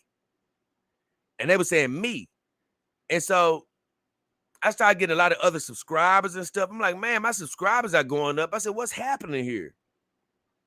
I said, maybe this is me being happy. I said, maybe they really love Reset Sundays this week. I said, that's great. I said, that's how God is favoring me with Reset Sundays. I said, that's amazing. But I just started thinking like, man, it's something going on. And so I looked at this comment again, and I said, I got to figure out what the hell he's saying so I can at least like this comment. I didn't know whether he was talking bad or good. But when I saw everybody liking the comment, I said, nah, he's saying something good. And I started looking up word by word. And it basically says, who is here because of Boyka, of Joyka. And I said, Joyka, that must be somebody. I found out that Joyka was a YouTuber. He has like 5 million subscribers over in France. And he did a video that was talking about me. I didn't do a response video. I didn't say anything about it because I don't know what the hell he was saying. I ended up seeing the video where he showed me and the girls, but I don't know what he was saying. He looked a little like he was surprised by it or something. But I say this, if you're here because of Joyka, I appreciate you. And Joyka, I don't know whether you were saying anything bad, good, or what, but I say God bless you. Thank you for even bringing the channel up. And I thank you to all of his followers that came over here and joined the channel. I really appreciate you. Thank you for the love. And I appreciate you for mentioning the channel, bro. That's all I can say.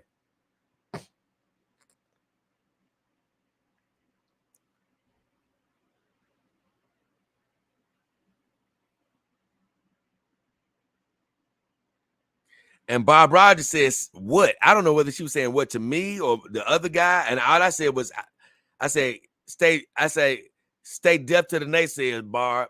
I'm not sure what you were asking. I don't know what she was asking. So I just said, hey, maybe she didn't get the message. I don't know. So that was all for that. Hey, I might as well just finish. Y'all ain't got but a few more videos. I finish and then I come up and finish up with the chat. And we'll call it a night or day. Another update. I did a video, another update.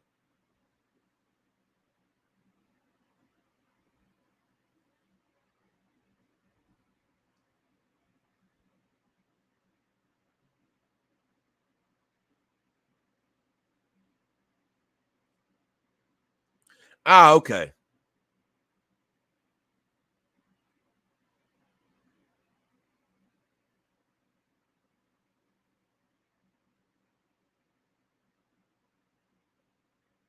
I'm getting to it. There you go. Dolly Girl 20 on my video, another update. She just basically said, Jay, I was finally able to order my wife's new TPE body because she had a doll that doesn't have really a TPE body. She's into like horror dolls and things of that nature. And so her doll didn't have a real body, so she actually got it a TPE body. I said, congrats. Let me know how you like it. Like I said, I'm not into the type of doll she is, but that doesn't mean anything. I'm still supportive of everybody that's finding happiness and companionship in some form or way in this lifestyle. I'm here for you. So God bless her. Stuck in one spot. That video had me laughing because somebody else from Georgia was on here.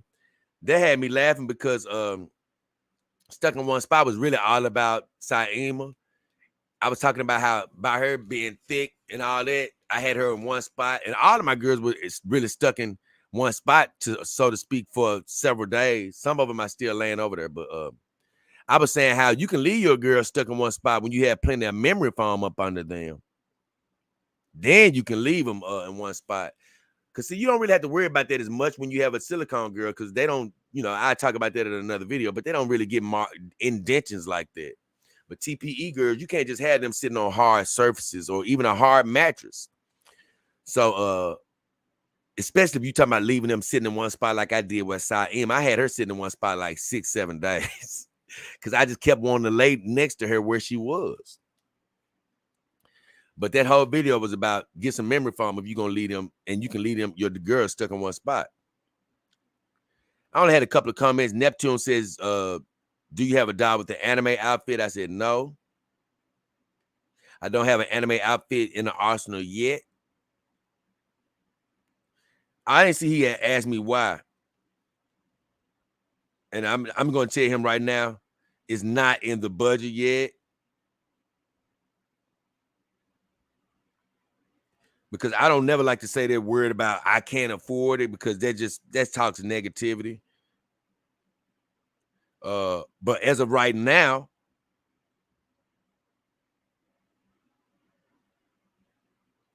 it's just not in the budget. Like I told you, one day I'm gonna have more than enough where I can give. I'll be able to give dolls away, and by that time, because the truth is, I'm gonna be on. I've sort of said this before, but I'm just gonna be honest, guys. I am making it right now. Thank you, God. So I'm not into overflow, even though I am in overflow. So I guess what I'm trying to say is that I already believe that the prayer is answered, but I have to wait to see it in the natural. So right now, we just have to make it with what we have, and I have no problems with that. We're all making it out there. You are making it out there too. But I say this, I said a while back, you're not going to really see my girls flashy or anything like you see on Instagram or the internet where these girls have on these flashy outfits every day. Truth be told, these girls are having on my old shirts and, converted tank tops. I was laughing at Asna. I was looking at the video the other day because how sometimes when you wash a white shirt, just marks and things don't come out of shirts and stuff or even spreads like they used to. Your spread can be clean as it wants to, but has an ink stain that won't come out. You can put bleach in there, still won't come out. And that's what I was laughing about. Asna, she had one of my tank tops on, and she still has it on. It has some little spot in it that just won't come out, even though it's clean. And I was laughing. I said, look at my girls. They just be dressed down, wearing this stuff and dealing with less right now. And matter of fact, let me go. I don't want to forget this. It's a video I was supposed to be making about that. But I was just saying, my girls, you're not going to see them super flashy. And that's fine by me. Not right now. Maybe one day, but right now, we're just making it.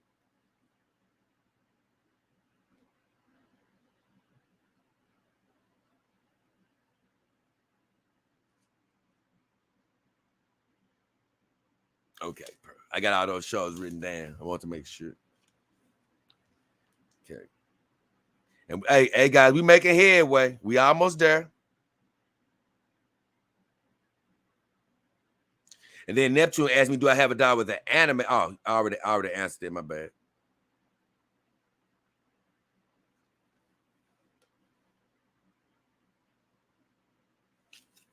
I'm almost done now, man.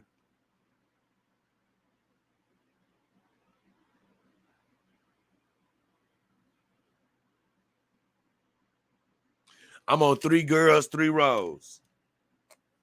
And that was yesterday. And I sort of hinted on this earlier when I was saying, man, I was just talking about how, honestly, in that video, over time, I know you can give your girls personality, but also once you sort of give them a little personality, they sort of develop with your imagination over time. And over time, these girls, they just continue to grow, man. You'll see once you get in the game, but I sort of explain, like with Callie, she's my girl that's just my everything. All my emotions are in her. Saima, she's more that physical girl that I hug on, sleep next to when she's out. Because I love sleeping next to all of my girls, honestly. Mainly my TPE girls, I love sleeping next to them. And because I love sleeping next to Callie, don't get me wrong, but Saima feels physically the best. And then I talked about this girl sitting next to me, Himaware, about how she looks so real that she's more of my companion. You know, I just talked about the 3 rows of 3 of the girls. And I talked a little bit about the other 2, Asna and Secretary. So Frito says, they'll be what you want them to be. And I basically agree, but I didn't really explain to him where I was like, I agree with you. They'll be what you want them to be. But I was really still talking in more passive terms where once you sort of set their personality, these girls, they've sort of grown into those roles as well. Now, Himaware, I just got her. But I already explained, man, these silicone girls can look so real. You can grow with them quicker than even with my TPE girls because they become so real so quick, you know? So I think that her growth with me has elevated just based on her being a silicone girl, full silicone. Ricky Bobby says, Jay, do you have any videos or know of any guides on how to stand a dog or pose it while standing? That's always something I've had a bit of difficulty with. I don't have any videos on how to necessarily stand my dogs, but I may try to make one. I'm not very good at it.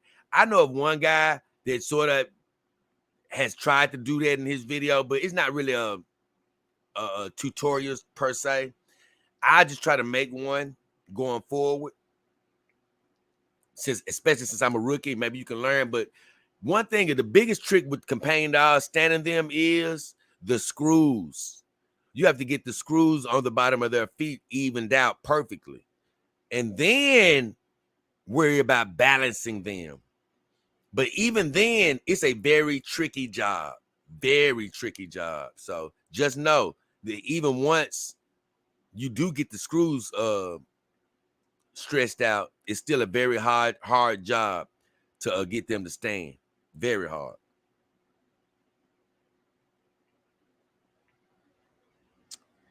Transition and drunk 3PO says seems like a good time because all the girls were laid out on the bed. He was like, it seems like it's a good time. And I said, it's unbelievable, my friend. And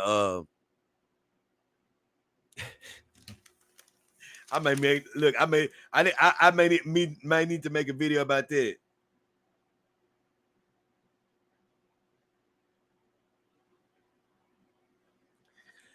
But since I'm gonna make a video, I ain't gonna go into too depth. I just say this: it is an amazing feeling being surrounded by all my girls. And I'm not gonna go. I go into depth on the video, a standalone video, but I say this: sometimes when you imagine something, it cannot be as good as when it comes to truth. But this is just as good as I thought. You know what I'm saying? I really love my life, man. I really do. It's amazing. So I got one more. It's just a comment. And that's on a PewDiePie video that they did a show on me a while back. And a guy named Bertha the Uber Mint says, Bert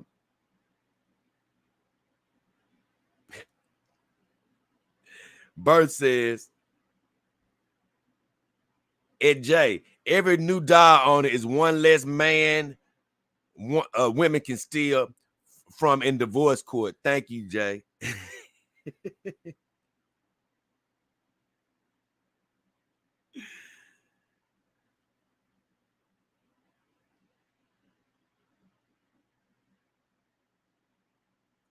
And like I say, man, I never want to, I've even mentioned how, man, guys would do well in some instances to have a companion dog to avoid a lot of trouble, legal troubles and stuff.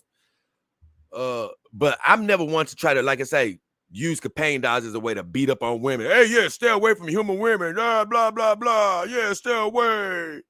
But I'm going to be honest. In a case of losing money and all that, divorce court, man, I'm going to tell you, though, now, that's where, boy,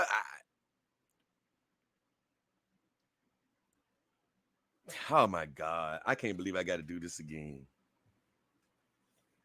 But I got another show I got to make now. But without going too deep, I say this. I don't try to use my dolls or anything as a way to beat up on human women. I say it's an alternative. But when it comes to alimony or paying women, whatever, after relationships are over with or something like that, yeah, dolls do help out in that regard of not that being something you don't have to worry about.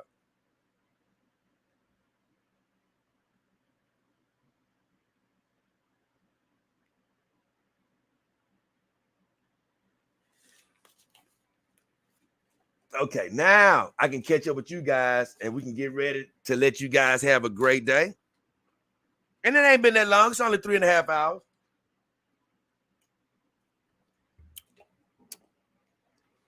Okay, now let's go.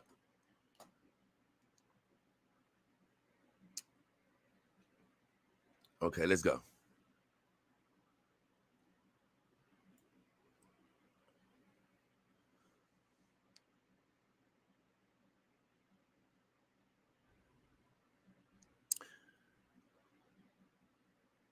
Okay, Austin says,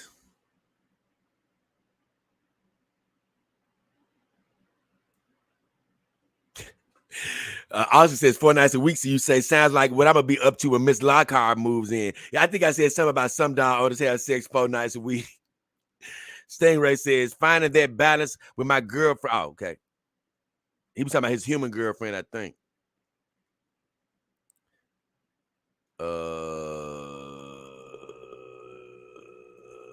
I got to catch up all the way. The Doper says, what up, Dog King? Okay. I got to catch up.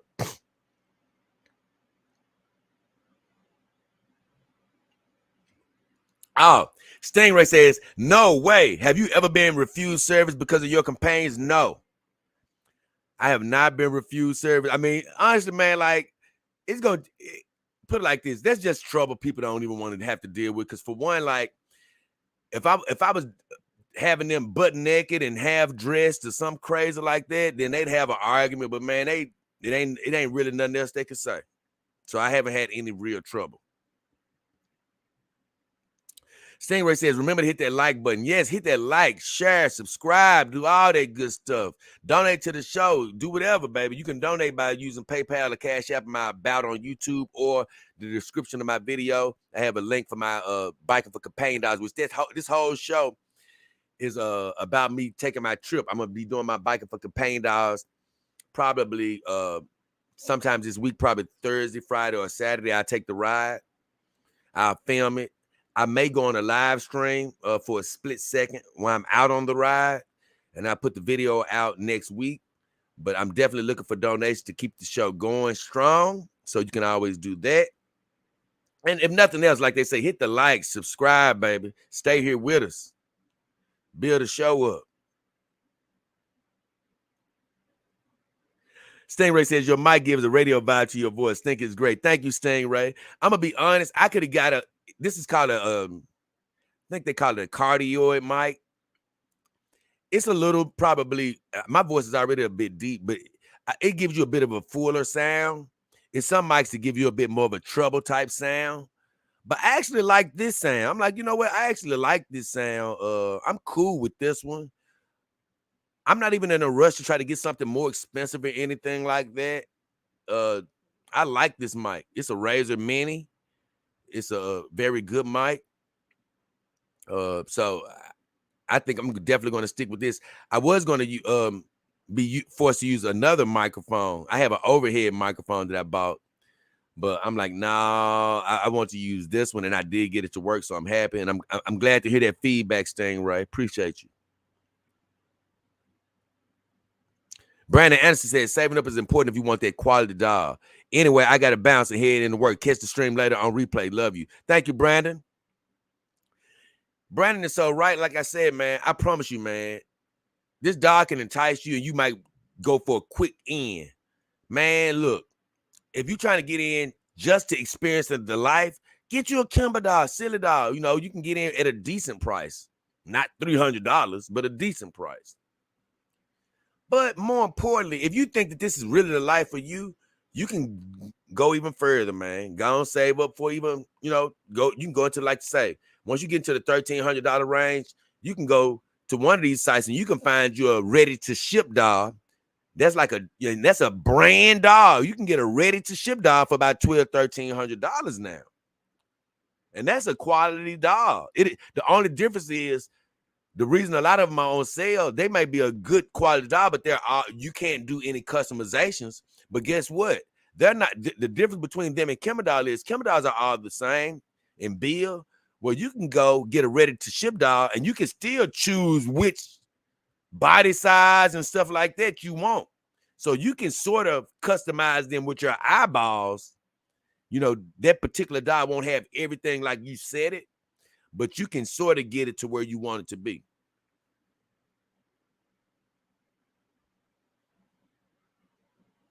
Sugar Spot says Chucky likes dogs. Chucky is a dog.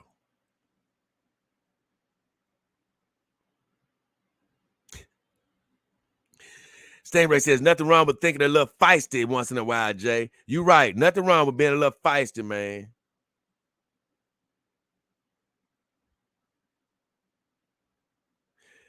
Lee Guy says, if you want to feel safe, you want a girl who's bigger than you.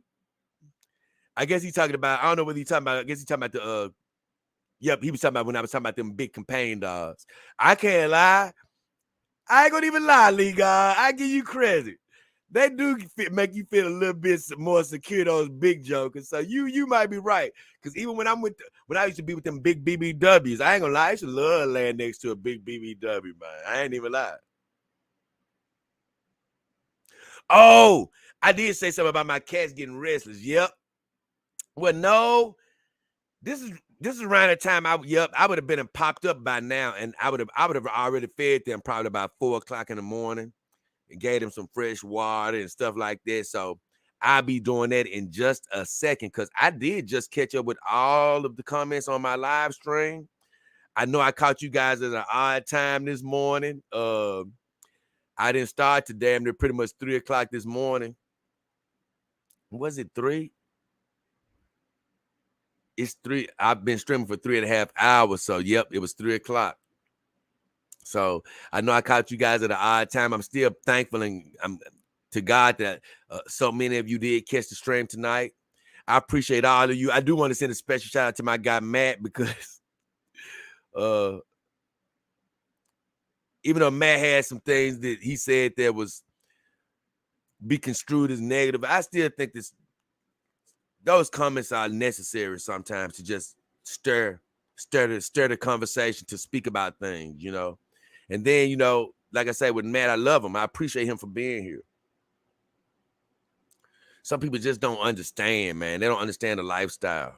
You know, they don't understand what you can get out of the companion dog lifestyle. They like I said, a lot of times you don't understand until you actually get one, how great they can be. I promise you can't. But other than that, it's been a great time. I love all of you. Appreciate all the support. Remember, man, you can always support the show by donating to keep the show going every day.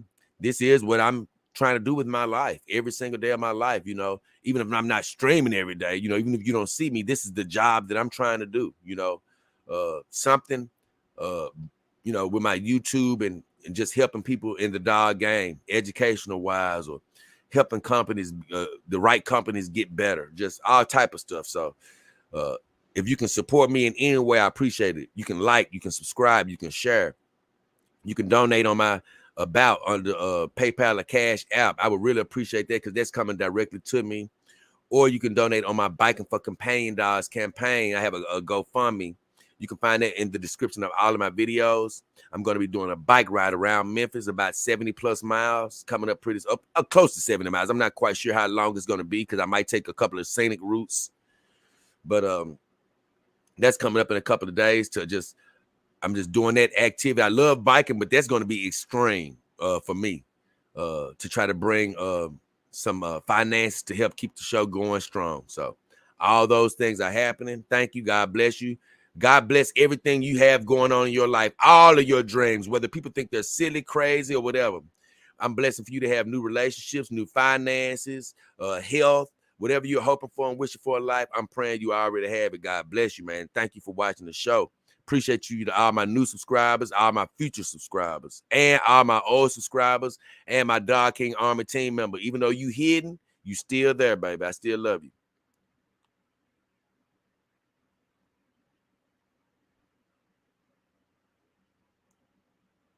Anonymous says, in real life for life. I don't know what he means.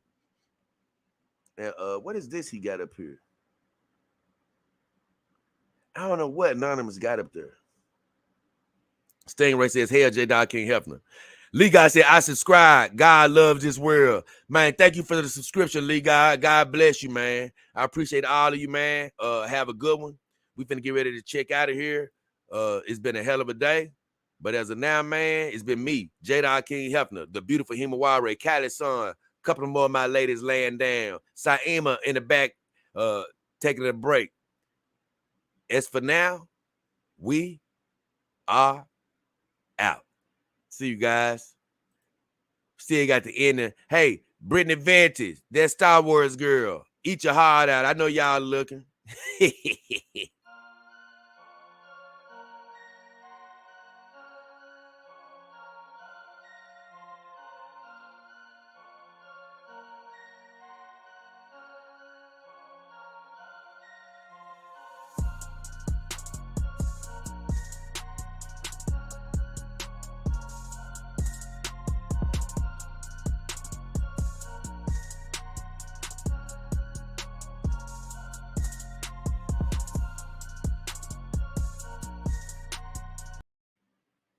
All right, guys, we out of here. Love you, man.